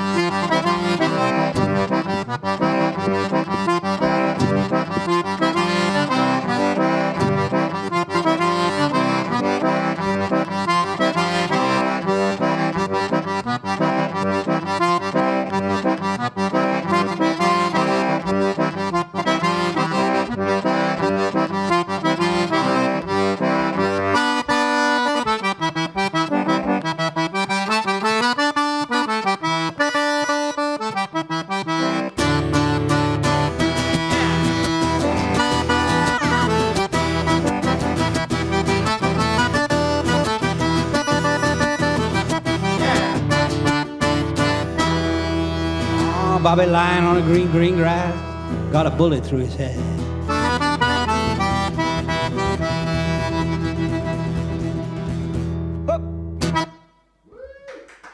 Yeah, he's dead. That's a Chris Hall song there. All right, Hazel. Okay, we're gonna do another Cajun song for you now. This is a more modern Cajun song. The last one we did was really old, back in the... Oh, we're in the 1920s now, aren't we? So that song was 100 years old? 2020. Yeah. But now we're 2020. He was 1920. Oh, yeah. I got it. Okay. I'm with it. Yeah, you'll get there. So we're going to do a more modern song. And this next song's a little bit racy. It's called Petite la Grosse, which in Cajun French or in French means the small or the tall. The small or the tall. And the next line is c'est tout le même prix, which means it's all the same price. And then the next line is Madame Edouard. So I think you can guess what the song's about. It's about a house of ill repute. And when they say it doesn't matter if it's small or tall, it's all the same price, Madame Edouard. So we're going to do this song for you now. And we're going to do it in a few keys. And I don't even know, but the accordion is locked into a major key, the major key of C, and we're going to play it in a few keys that are not the key that it's actually in. Chris, can you explain a bit about that? We're going to play in, this accordion is in C, so you can actually play a little scale.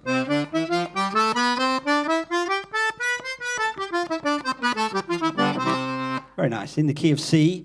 But what the Cajuns do, what the Louisiana Creoles and the Cajuns, the Zydeco players do, is they kind of play this a bit like a blues harmonica. So they generally don't tend to play it too much in the key that it's really invented for. You know, it's kind of made to be played in C.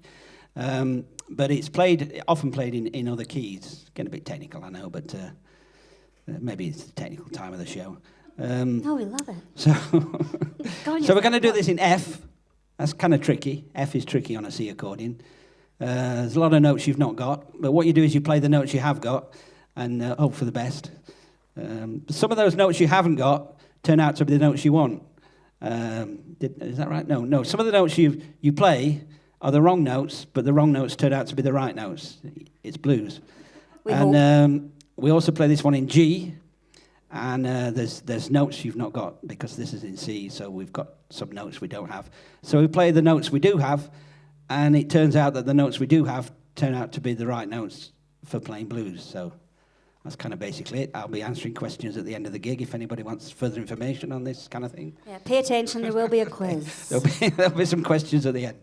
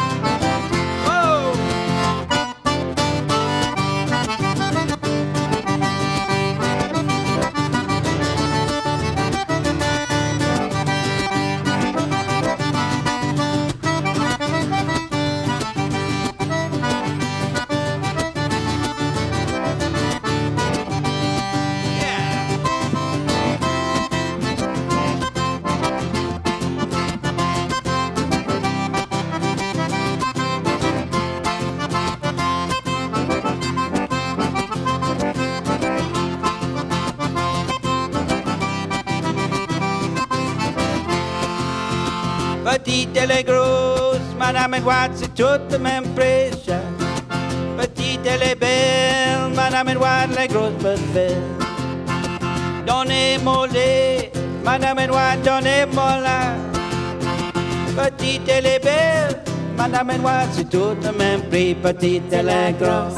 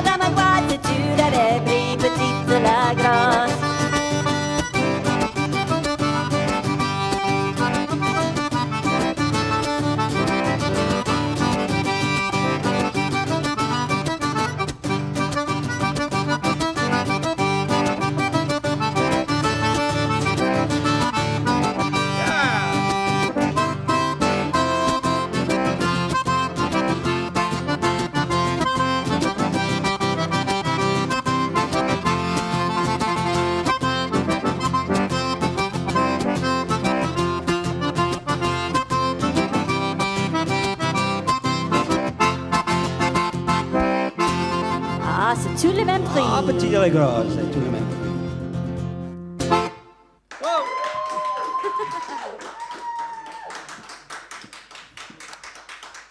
Thank you so much. Yeah, laissez les bon temps rouler with the Little Roosters. Come on. Thank you. I hope you were all jigging around your kitchens making gumbo during that set. That was awesome. I loved that.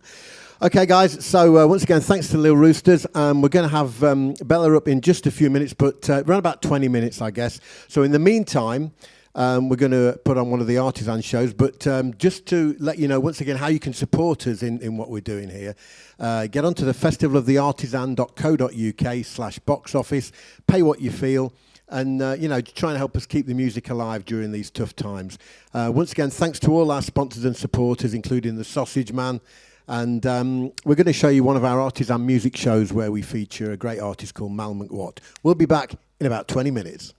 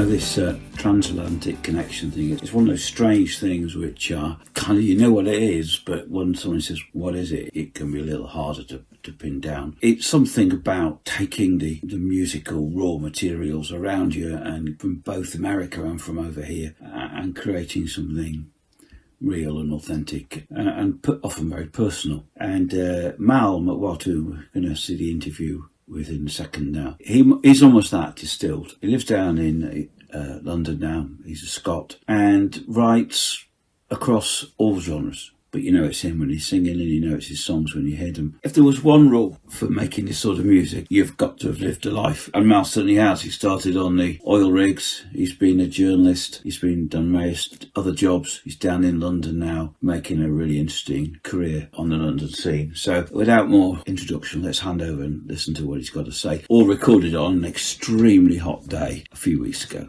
What have you been doing with yourself during this period, this lockdown and onwards period? I have to say, lockdown for me has been put all the tragedy aside. But for me personally, it's been a game changer. Really, I have to say, because I normally play so many gigs, I'm playing all the time in London, and I always make sure that I'm good. So I spend a lot of time practicing and rehearsing. Yeah.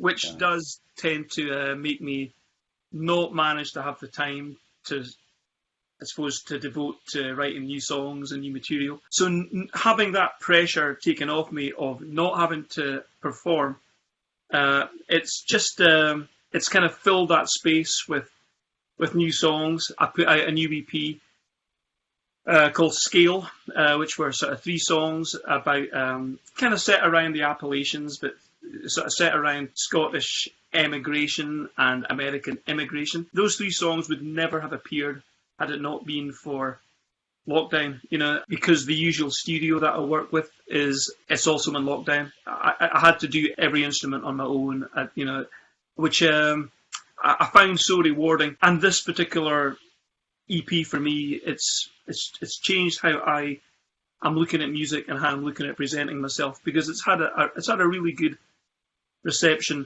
especially across the pond in the States. And I think as an Americana songwriter, to get a bit of recognition from the source, so to speak, is, you know, it feels amazing. I think it's knockout. I think it's the closest, you know, for me, just meeting you over the internet over the last 3 months, finding somebody on a journey I recognise and have gone through has been total joy and kind of reassuring. At least there's two of us possibly insane rather than just one.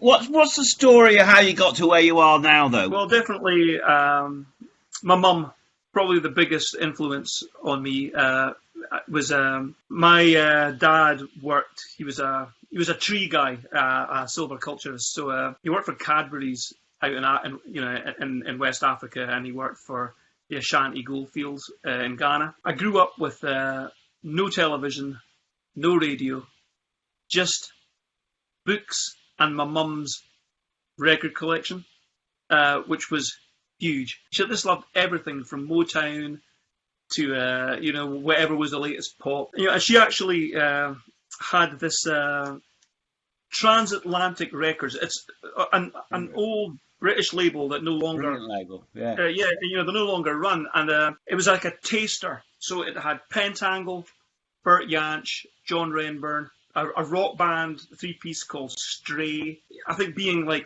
10 years old and hearing that and wanting to play the guitar, because my mum played the guitar, and realising that the guitar could be jazz, rock, folk, country, and it could be all those things in one piece of music. You know, like Pentangle, probably not many 10-year-olds blown away by Pentangle, you know. And so... Light or something in 5/4, yeah. We had another amazing one called Through a Five by a band called Medicine Head.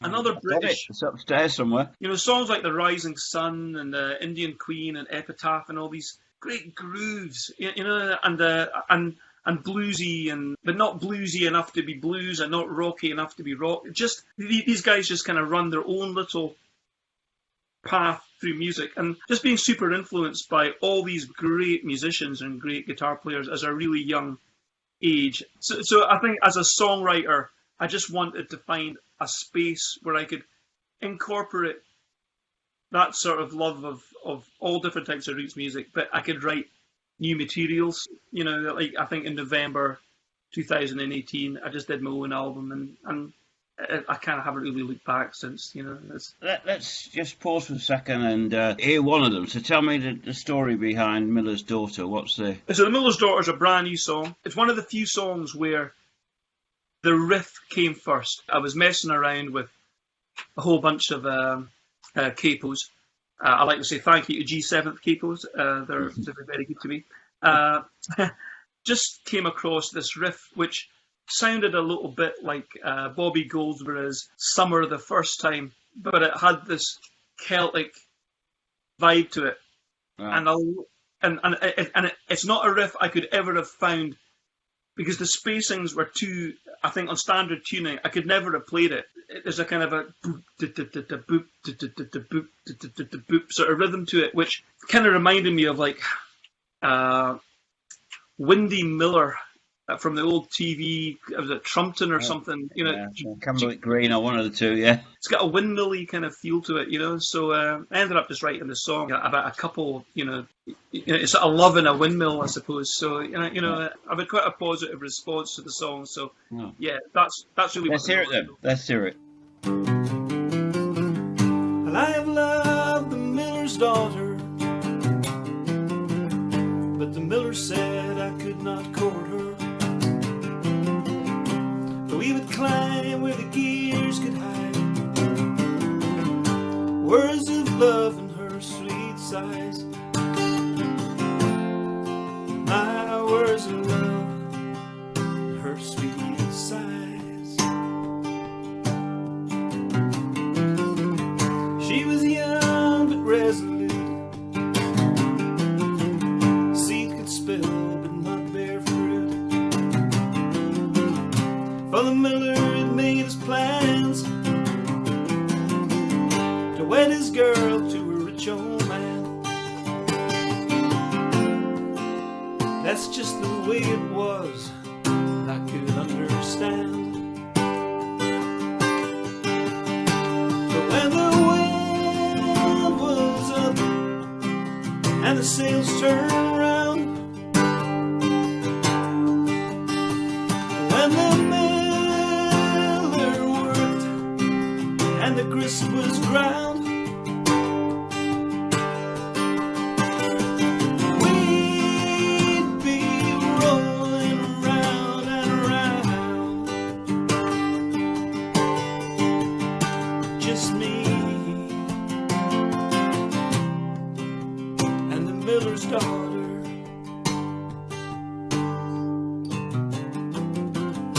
carried on for a year this way,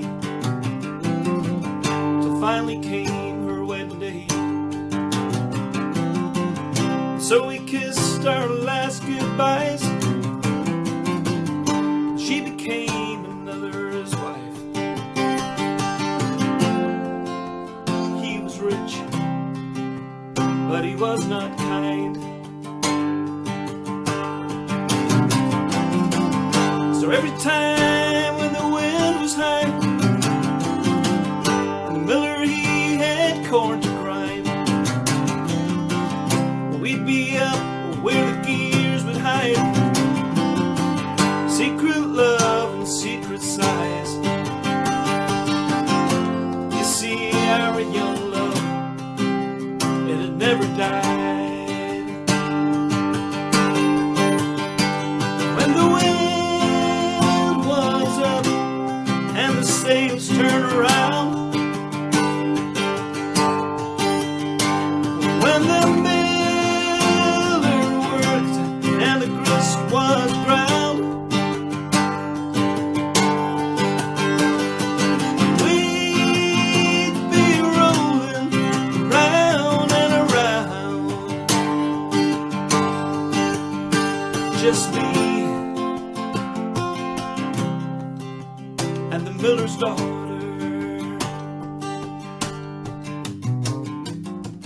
One fateful day we were discovered, 'cause the wind had made us careless lovers. The miller climbed into the gears. His rage and shame were crystal clear, and his shotgun warned me to get the hell out of here.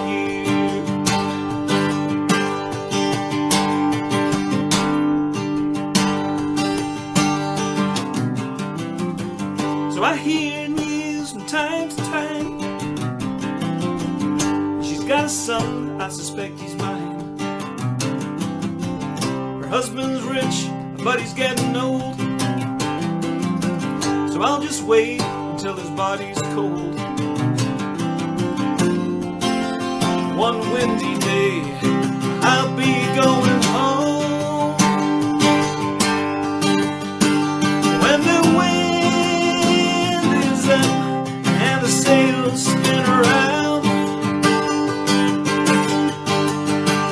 when the miller works and the grist is ground,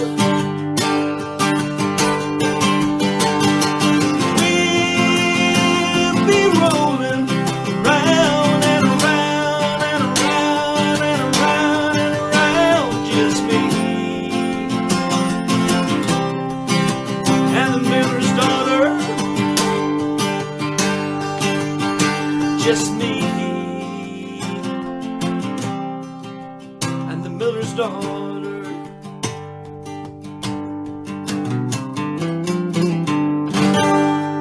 Thank you. What is it that you think makes him special? What we're trying to do? I think there's no denying that American roots music has had a huge influence on pop, rock, out of British blues. I think the whole roots scene. But at the same time, I think what's less talked about is the influence that I think British culture and heritage had on that American sort of roots music in the first place. Americans have to admit that that they're all, with the exception of the First Nations, they're all immigrants. Those roots stretch right back across the Atlantic, back to Europe, not just Scotland, Ireland, and England. I mean, there's German, there's French, there's Polish, there's all the East, the Russian. There's a huge. All of these cultures brought their music to America, and yes, American music has come back over. I'm more interested in what made country music and what is Americana. You can't deny the sort of European and British input into that. British Americana were kind of treated slightly like the poor cousins. Genuine Americans are maybe a bit more embraced here than homegrown artists. As homegrown artists, as long as we're not trying to copy what's over there, we've got our own authentic place within Americana, and it's undeniable. I think the idea of Anglo-Americana, it's got authenticity, and it's and because of that, it's something that I feel really comfortable with. I think with this Anglo-Americana idea, it allows me a chance to sing in my own accent sometimes, and to have and to put my own heritage into a musical form that I absolutely adore. I adore American roots music. I love it. It gives me a way into something that feels like I'm at home, and it feels I'm comfortable in it. And here Steve and Mal talked about Mal's recent EP called Scale, and Steve asked what was coming up on the horizon. I sent Scale to a radio station in Canada. They put me in touch with a guy who had access to a little bit of arts funding, but I had to write something that had a Canadian element to it, a Canadian-Scottish link, which I've done. I've written a song called John Muir's Welcome Home, about this amazing explorer called John Muir, who'd played an absolutely crucial part in discovering the Northwest Passage. He was never credited for it. He discovered what had happened to an earlier expedition called the Franklin expedition. Oh yeah. Which, I think it was about 130 Royal Navy sailors were lost. They didn't know what happened to them, so there was a big reward sent out. So John Muir, at the time, he was from Orkney, a Scottish doctor. He'd gone out to Canada. The guy's a bushcrafting legend. I suppose one of the few white guys at that time in history who was very prepared to learn from the Inuit and the First Nations people. He was asked by the Hudson Bay Company if he would consider being part of this project to sort of map the area as part of this plan to find the Northwest Passage. Whilst doing it, he discovered what happened to the Franklin expedition. That basically these guys, these incredibly brave and sailors, they'd pretty much starved to death and had resorted to cannibalism. When he reported that back to the Admiralty, he was just vilified. There was no way that a good Englishman would ever eat another Englishman. It was just, it must have been those savage, Eskimos that would have done that sort of stuff. And then I think about 40 or 50 years ago, they actually found a lot of the bodies and a lot of the guys, and they found the ships where he pretty much predicted where everything would be, and so he was everything he'd said was sort of vindicated. But for him, it was too late because he died in disgrace, and it's only recently he's been recognised. So I'm going to do an album of and kind of extend Scale a little bit into maybe 9 or 10 songs. Scale's a kind of stands alone in the sense that it's a particular place, a particular time. So these other stories they have a similar vein in terms of travel and exodus and people moving around, but they're not all from the same time. But they're all American, and they all have that sort of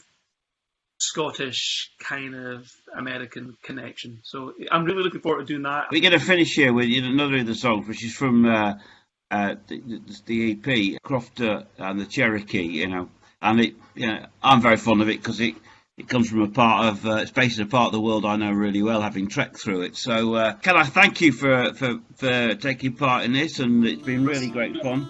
Lots of things. Let's keep going onwards, mate. Let's hear the song. Thanks, Steve. Standing here in Dalton, Georgia, looking back and looking east,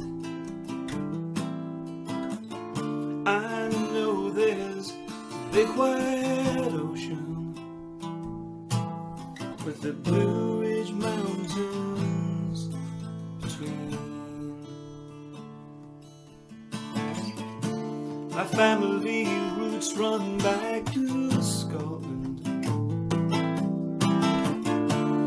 poor and hungry, looking west.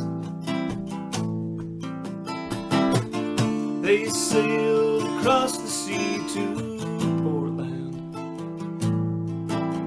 and drifted south on another quest.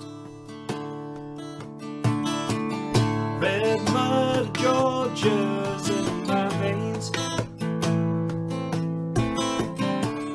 blood of the red man runs there too. Reservations, relocations, the lies of the red, white, and blue.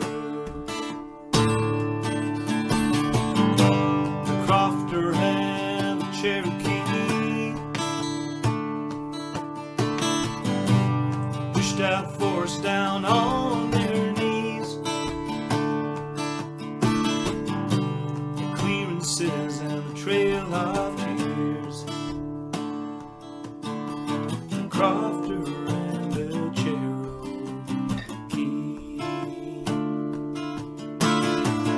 Burns said a man's a man for all that. This state at ideals just the same. To treat all men fair and equal and all that. I hope someday we will again. Said a man who suffered to extreme ends, all too soon forgets his pain. He'll justify profits by all means and keep a slave for his own gain. The Crofter and the Cherokee pushed down, forced down on their knees.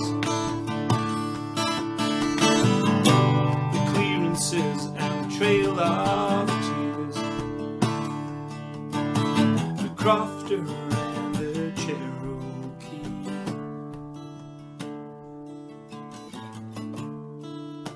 The Appalachian Trail is waiting from Georgia up the coast to Maine. 2,000 miles of wild walking to retrace my steps home again. To retrace my steps home again.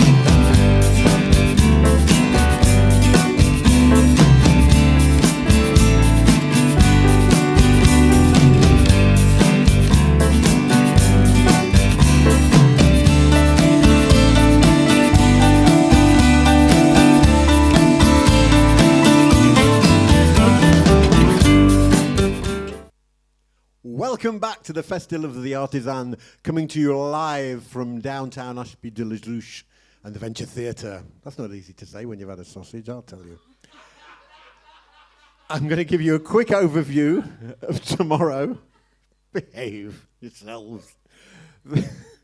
At 1 o'clock in the afternoon, we've got the Artisan Club, where I'll have the pleasure of performing a couple of numbers and introducing some of the new acts that are going to be on the scene. And that's going to be a fun afternoon.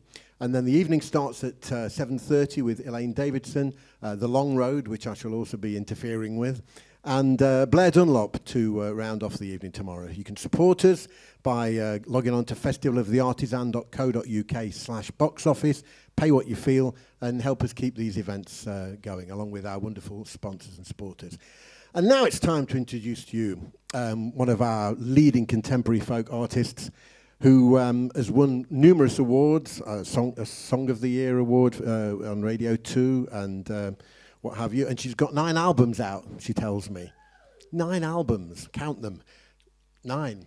And if you would like to buy any of those, then, you know, please check her out. And there's also a Greatest Hits, am I right? I think there's a Greatest Hits as well, so with a book with all the lyrics in as well, which is fantastic. So without further ado, we're going to introduce to you a wonderful artiste for you this evening, ladies and gentlemen. Please give it up for Miss Bella Hardy.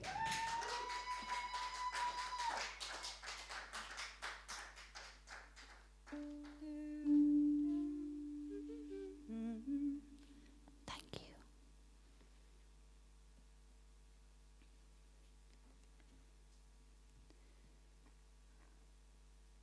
Here's me sheep crook and me black dog. I give them to you.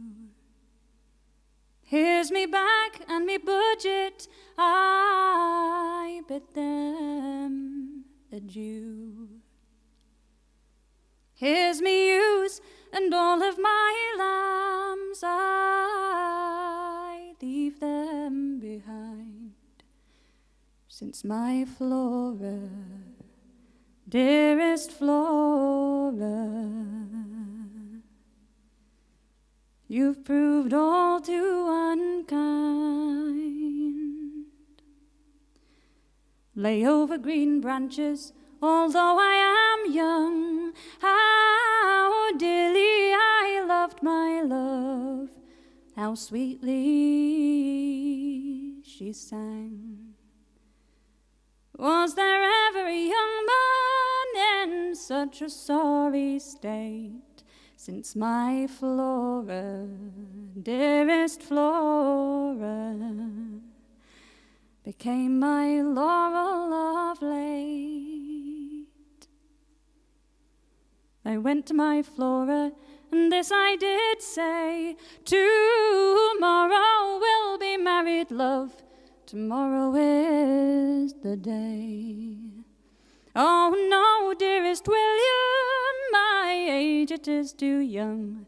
One day until our wedding day would be one day too soon. She said, I'll go into service if I'm not too late to apprentice to a lady. That is my intent. And when into service for a year or two I'm bound, well, it's then that we'll be married, love, and I'll settle down. Well, a little while after this letter she signed, my Flora has written that she's changed her mind. And since she is living such a contented life, she couldn't ever be the young shepherd's wife.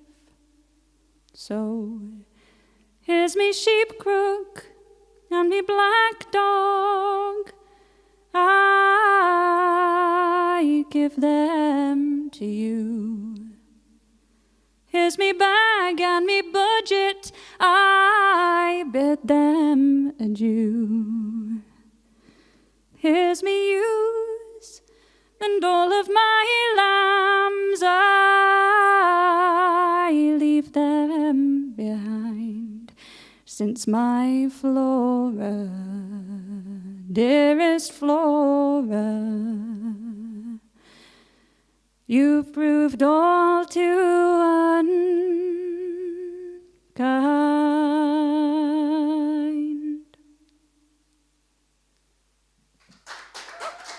Thank you.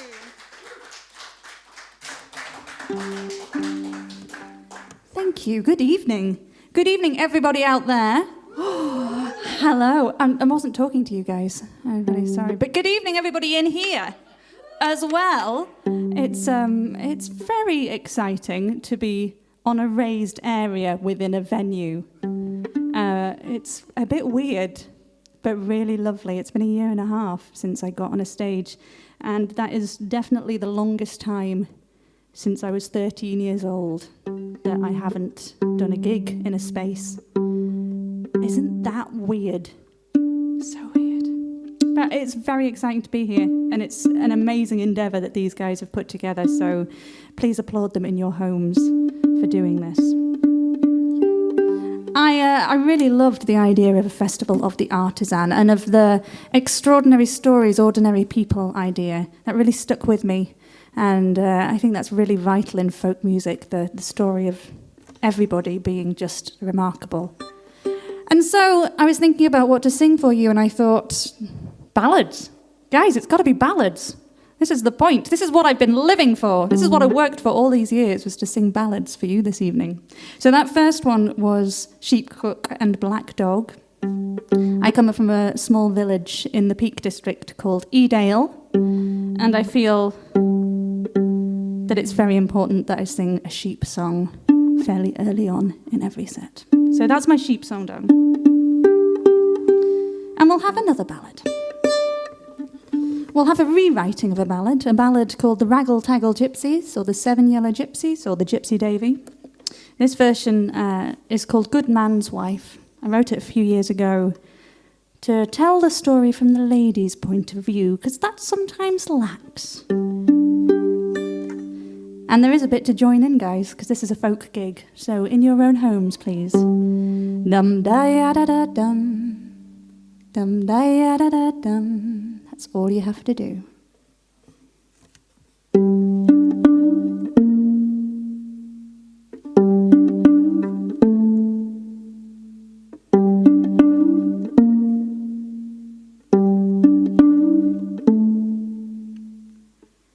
I've been loving you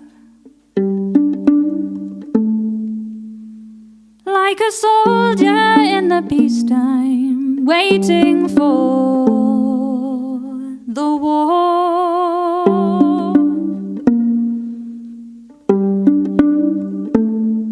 With my heart on the horizon and one eye on the door,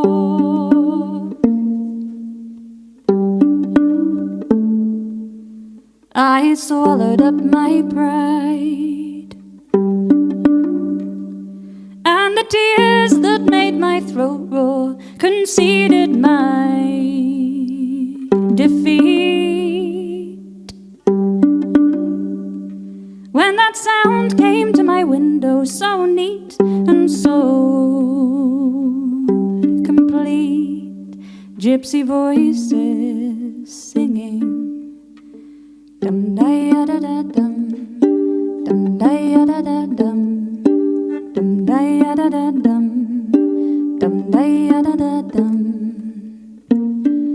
Bought by a man with gold and silver and shoes, and a promise thought I'd be a good man's wife and life would be complete.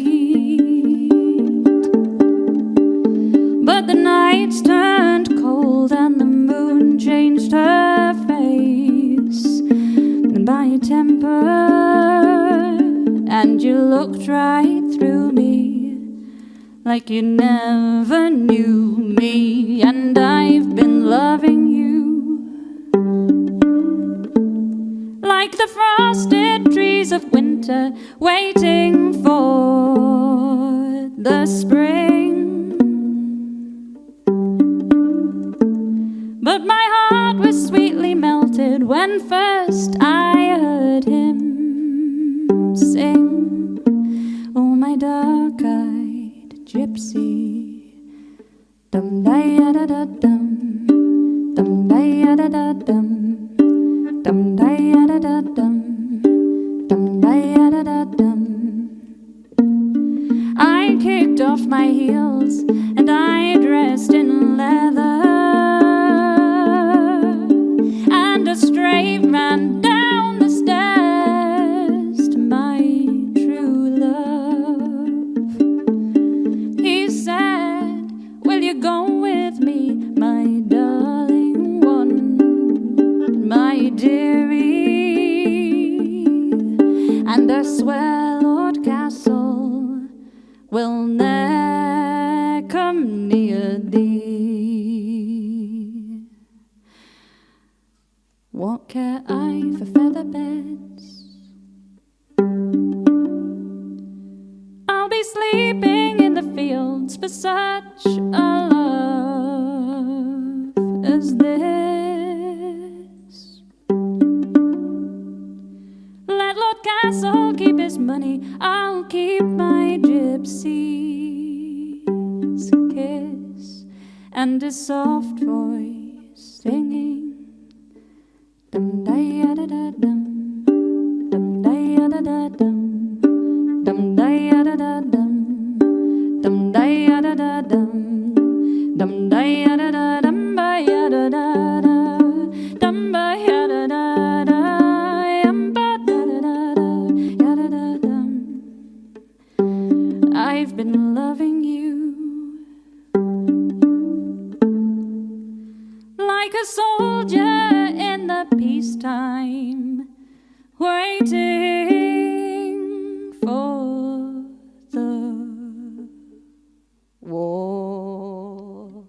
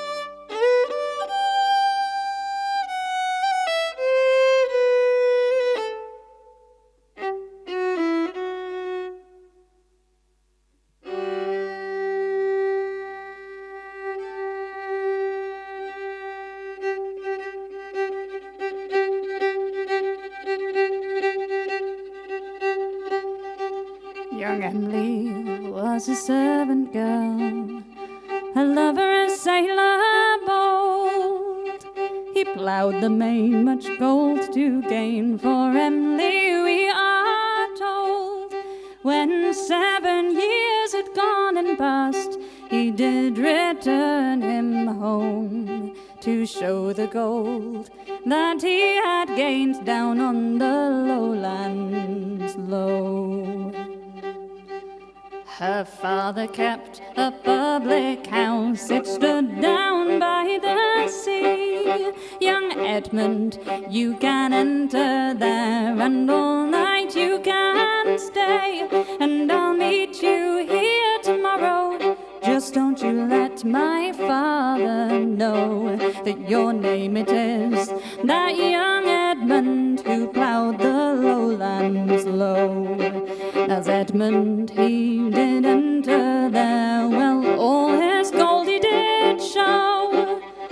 Said Emily's cruel father, this gold will be your foe, for your wealth and all your money shall soon my fortunes grow, and I'll send your body sinking down into the lowlands low.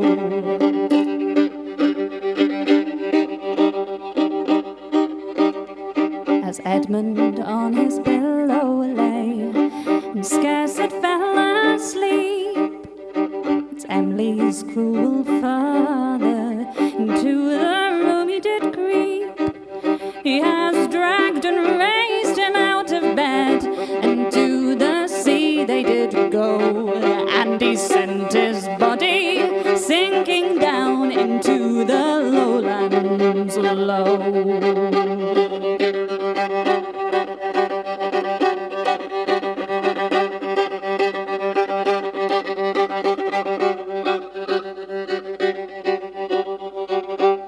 As Emily on her pillow lay, she had a frightful dream.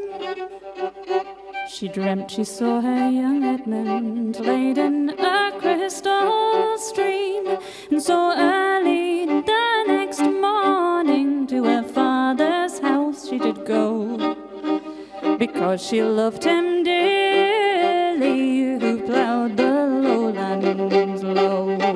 Oh, father, where's the stranger come here last night to lie? Oh, he is dead, no tales he'll tell, her father did reply. Oh, father, cruel father, you will die a public show for the murder of my young Edmund who ploughed the lowlands low.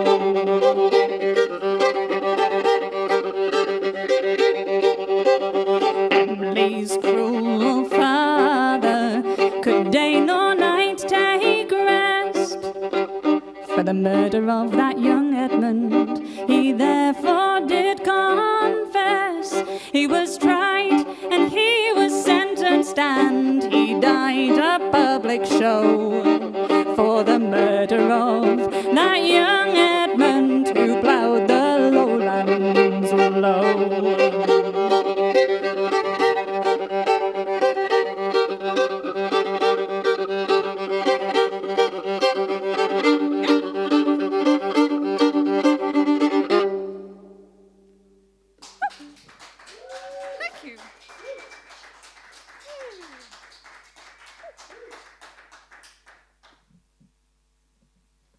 Thank you. 3 ballads in a row, guys. Whew! You don't get away with that very much anymore. I always think when I'm singing ballads that it's not just the stories that you're singing, it's the amount of hands when they're traditional ballads that they've been through before they've got to you, the amount of people's lives that they've gone through. I learned that last one, Young Edmund of the Lowlands Low, from the singing of Geordie Hannah, who was recorded as a source singer on the Voice of the People records. And who's got the most remarkable voice, and again, a whole life of remarkable stories. So, hooray for the ballads.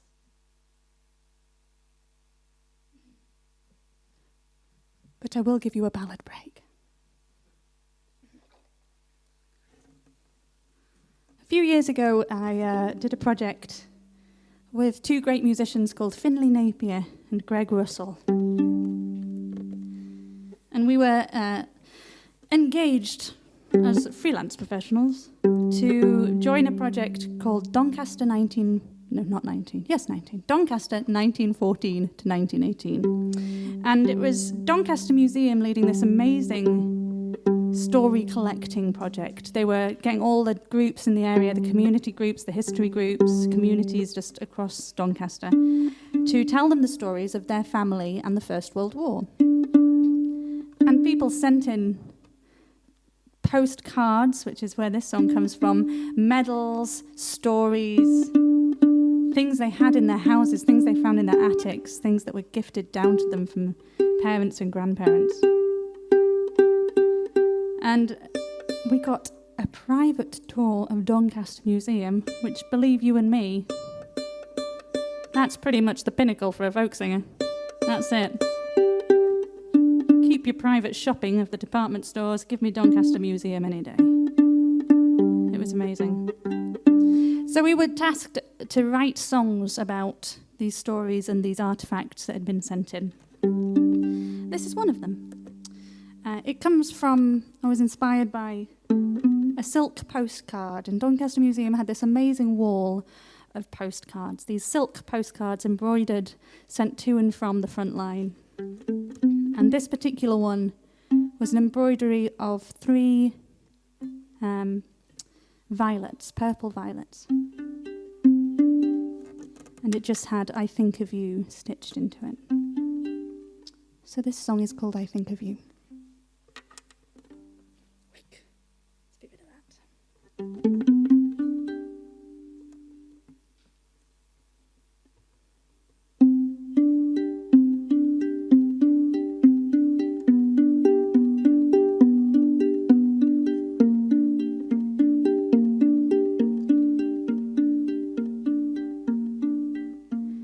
In my dream, it is summer. The train leaves the station. I stand on the platform, his face fades in the mists of the steam that is billowing. The years fall away.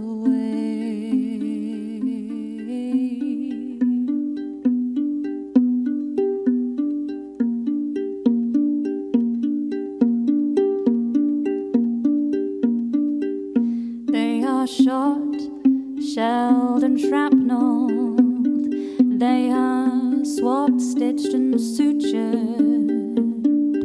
They are patched up and parceled back to the front line. They are patched up and fed to machine gun lions.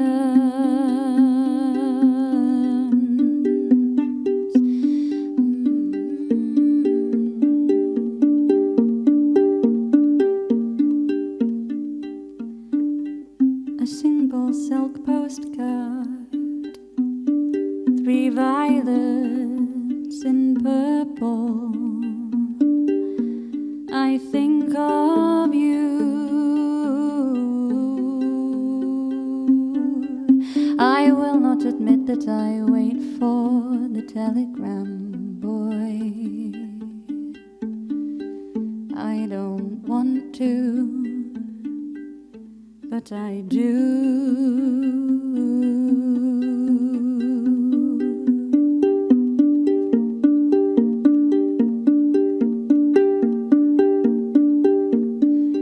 In my dream, it is summer in the steam that is billowing.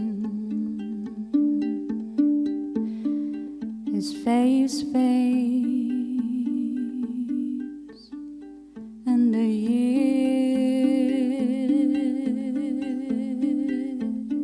fall away.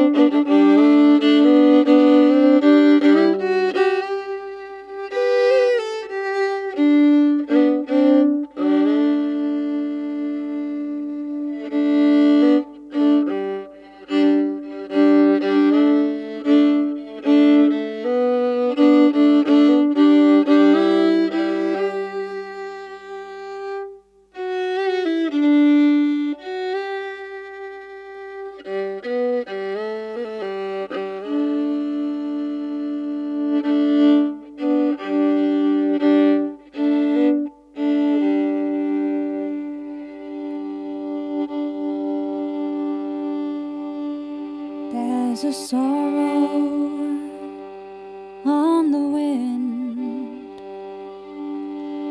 going down the road I've been. I can hear it cry while shadows steal the sun, but I cannot look back now. I've come too far to turn around, and there's still a race ahead that I must run. I'm only halfway home. I've got to journey on to where I'll find the things I have lost. I've come a long, long road, but still I've got some miles to go. I've got a wide river to cross.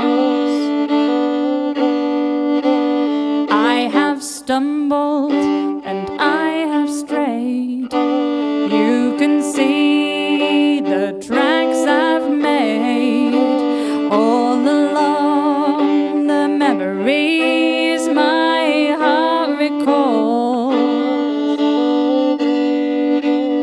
But I'm still a refugee. Won't you say a prayer for me? Because sometimes even the strongest soldier falls. I'm only halfway home. I've got to journey on to where I'll find the things I have lost. Oh, lost.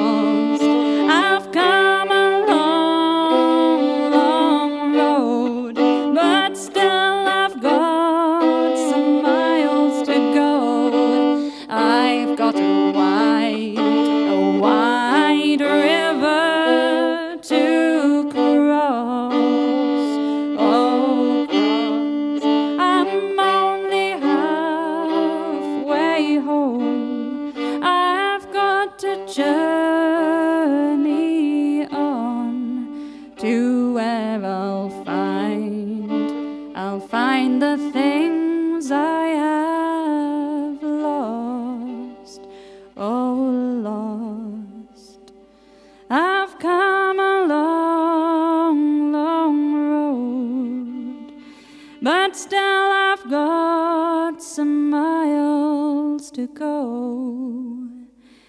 I've got a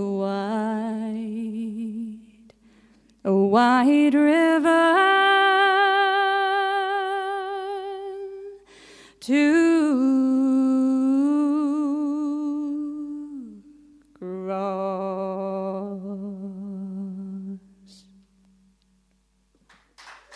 Thank you. Thank you.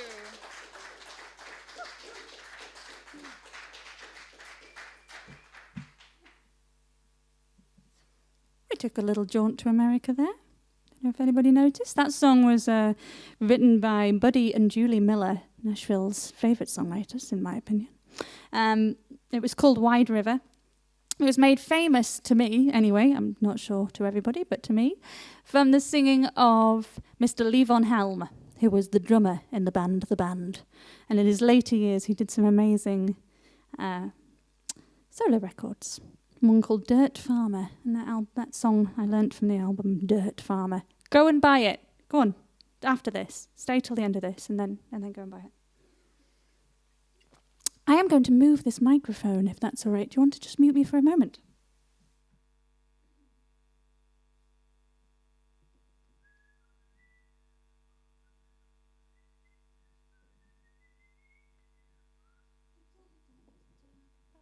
Seamless. Thank you. She says, hopefully. In 2016, I went to New York for the first time as a tourist, and I did all of the tourist things. I crossed the Brooklyn Bridge, and I went up the top of the Rockefeller Center to get the view, and I went to Grand Central Terminal, which I call Grand Central Station, but I think it's technically Grand Central's terminal.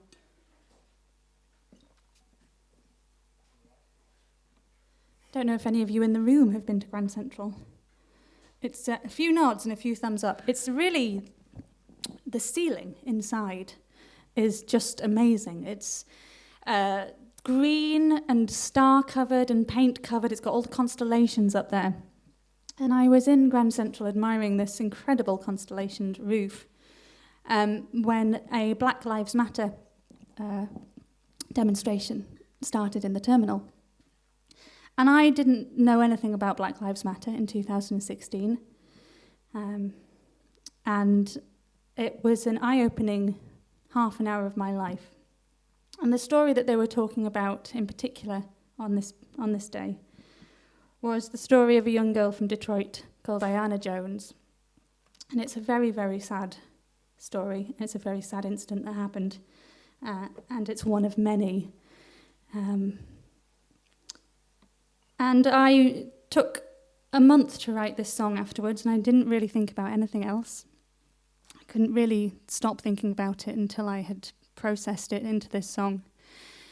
I don't know if anybody else had as a child, or maybe still has at home in their house somewhere, the luminous constellation stars that you can stick to your ceiling. I was in Grand Central with this amazing ceiling of constellations, thinking about my childhood home and my ceiling of stickers on my ceiling of stars, and this child who died in a horrific way in Detroit. I didn't do anything with this song until last year, and I was quite ashamed of myself that I never really sung it out. And then George Floyd was murdered in America, and I thought it was time. So I recorded it. It was past time, my apologies. And if you want to buy this song, you can buy it on Bandcamp, only Bandcamp, and all the proceeds go to Black Lives Matter. This song is called Among These Stars.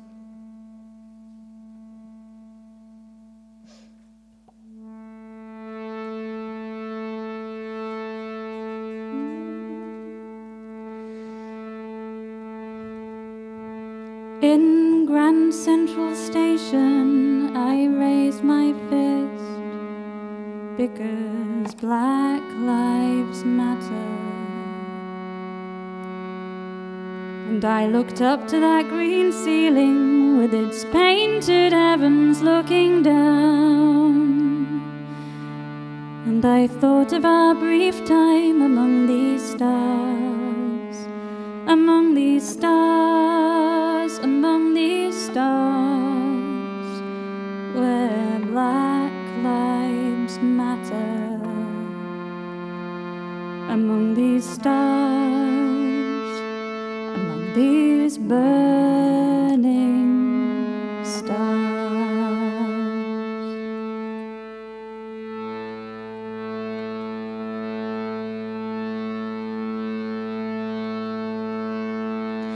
I thought of fluorescent constellations from when young lives mattered, stuck so neatly to my ceiling, safe to shine down on my childhood dreams. And I thought of our brief time among these stars, among these stars, among these stars, where Black Lives Matter. Among these stars, among these burning stars. I wondered if Diana Jones was dreaming, or lying wide awake and staring at her ceiling, when a shell made fire of her bed and a bullet found her tiny head, to put an end to her brief time among these stars, among these stars, among these stars, where Black Lives Matter. Among these stars, among these burning stars. In Grand Central Station I raise my fist because Black Lives Matter. And I was shamed by the hypocrisy of what we do and do not see, and the choices that we make among these stars, among these stars, among these stars, where Black Lives Matter. Among these stars, among these burning stars, among these stars, among these stars, where Black Lives Matter. Among these stars, among these burning stars.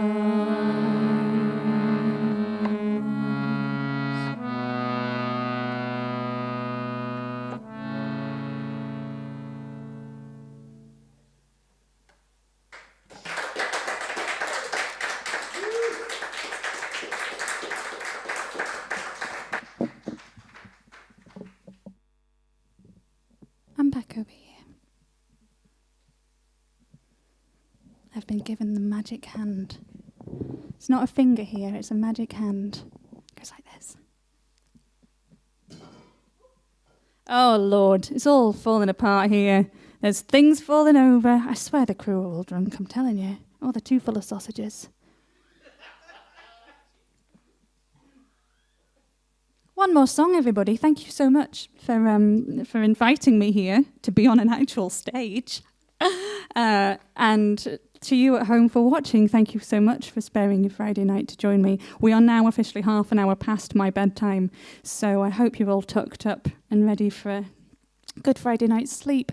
I'll just sing you a nice, calm, sleepy song. Nice, calm, sleepy song, everybody, to finish off. And I will take you back to America for this nice, calm, sleepy song. I spent about a year in Tennessee, dividing my time between Nashville and a ranch out in East Tennessee, past Knoxville, in a place called Parrottville, near Greenville, in Cock County. Anybody been? No? No, okay. Mainly because I was too poor to be in Nashville all the time. So I earned my keep on this ranch. And it was amazing because when I arrived at the ranch, I was having a bit of a hard time. I was struggling a little bit and I was in need of a break. And I met the most wonderful family. Hello, if you're watching out in... No, it's the middle of the night, guys. Is it? No, it's the afternoon. You're fine. If you're not watching, you're in trouble. Found this family, and the grandparents of the family, the granddad, Tony, played the bagpipes, like you do, and loved Scottish bagpipe tunes. So I got my fiddle out, and I hadn't played much solo music for a while, and I really didn't have any confidence in it. And I went to play for them every Sunday. And they're really one of the reasons I'm able to stand up here and sing for you today, because they really put the confidence back in my solo singing. So I sing this one for Tennessee. This is called Tequila Moon. So if you're not in bed, go get yourself a tequila. And I look forward to seeing you at a venue or a festival in the near future.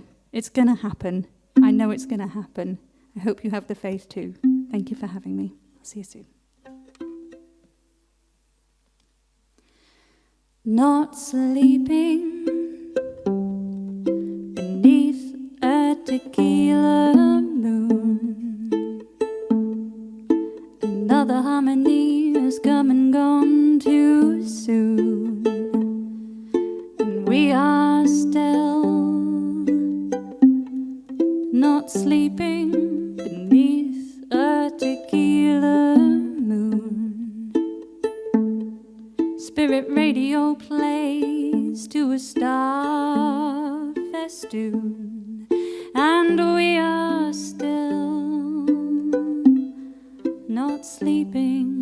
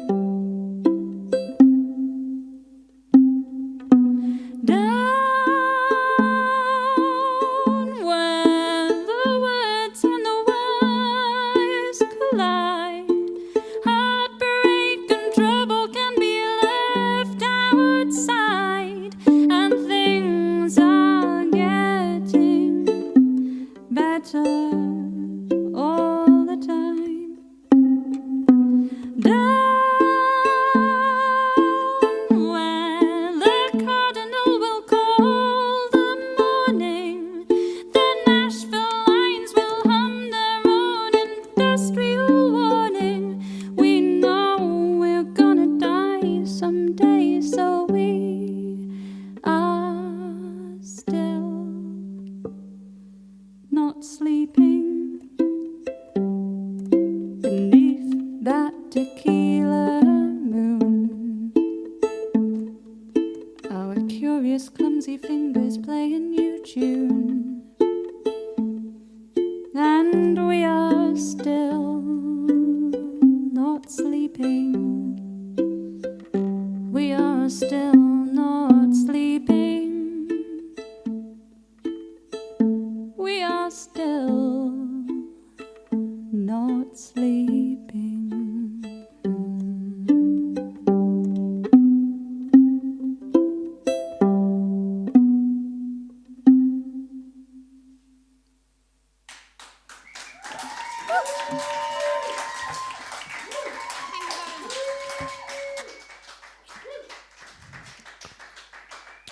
Ladies and gentlemen, the incomparable Bella Hardy.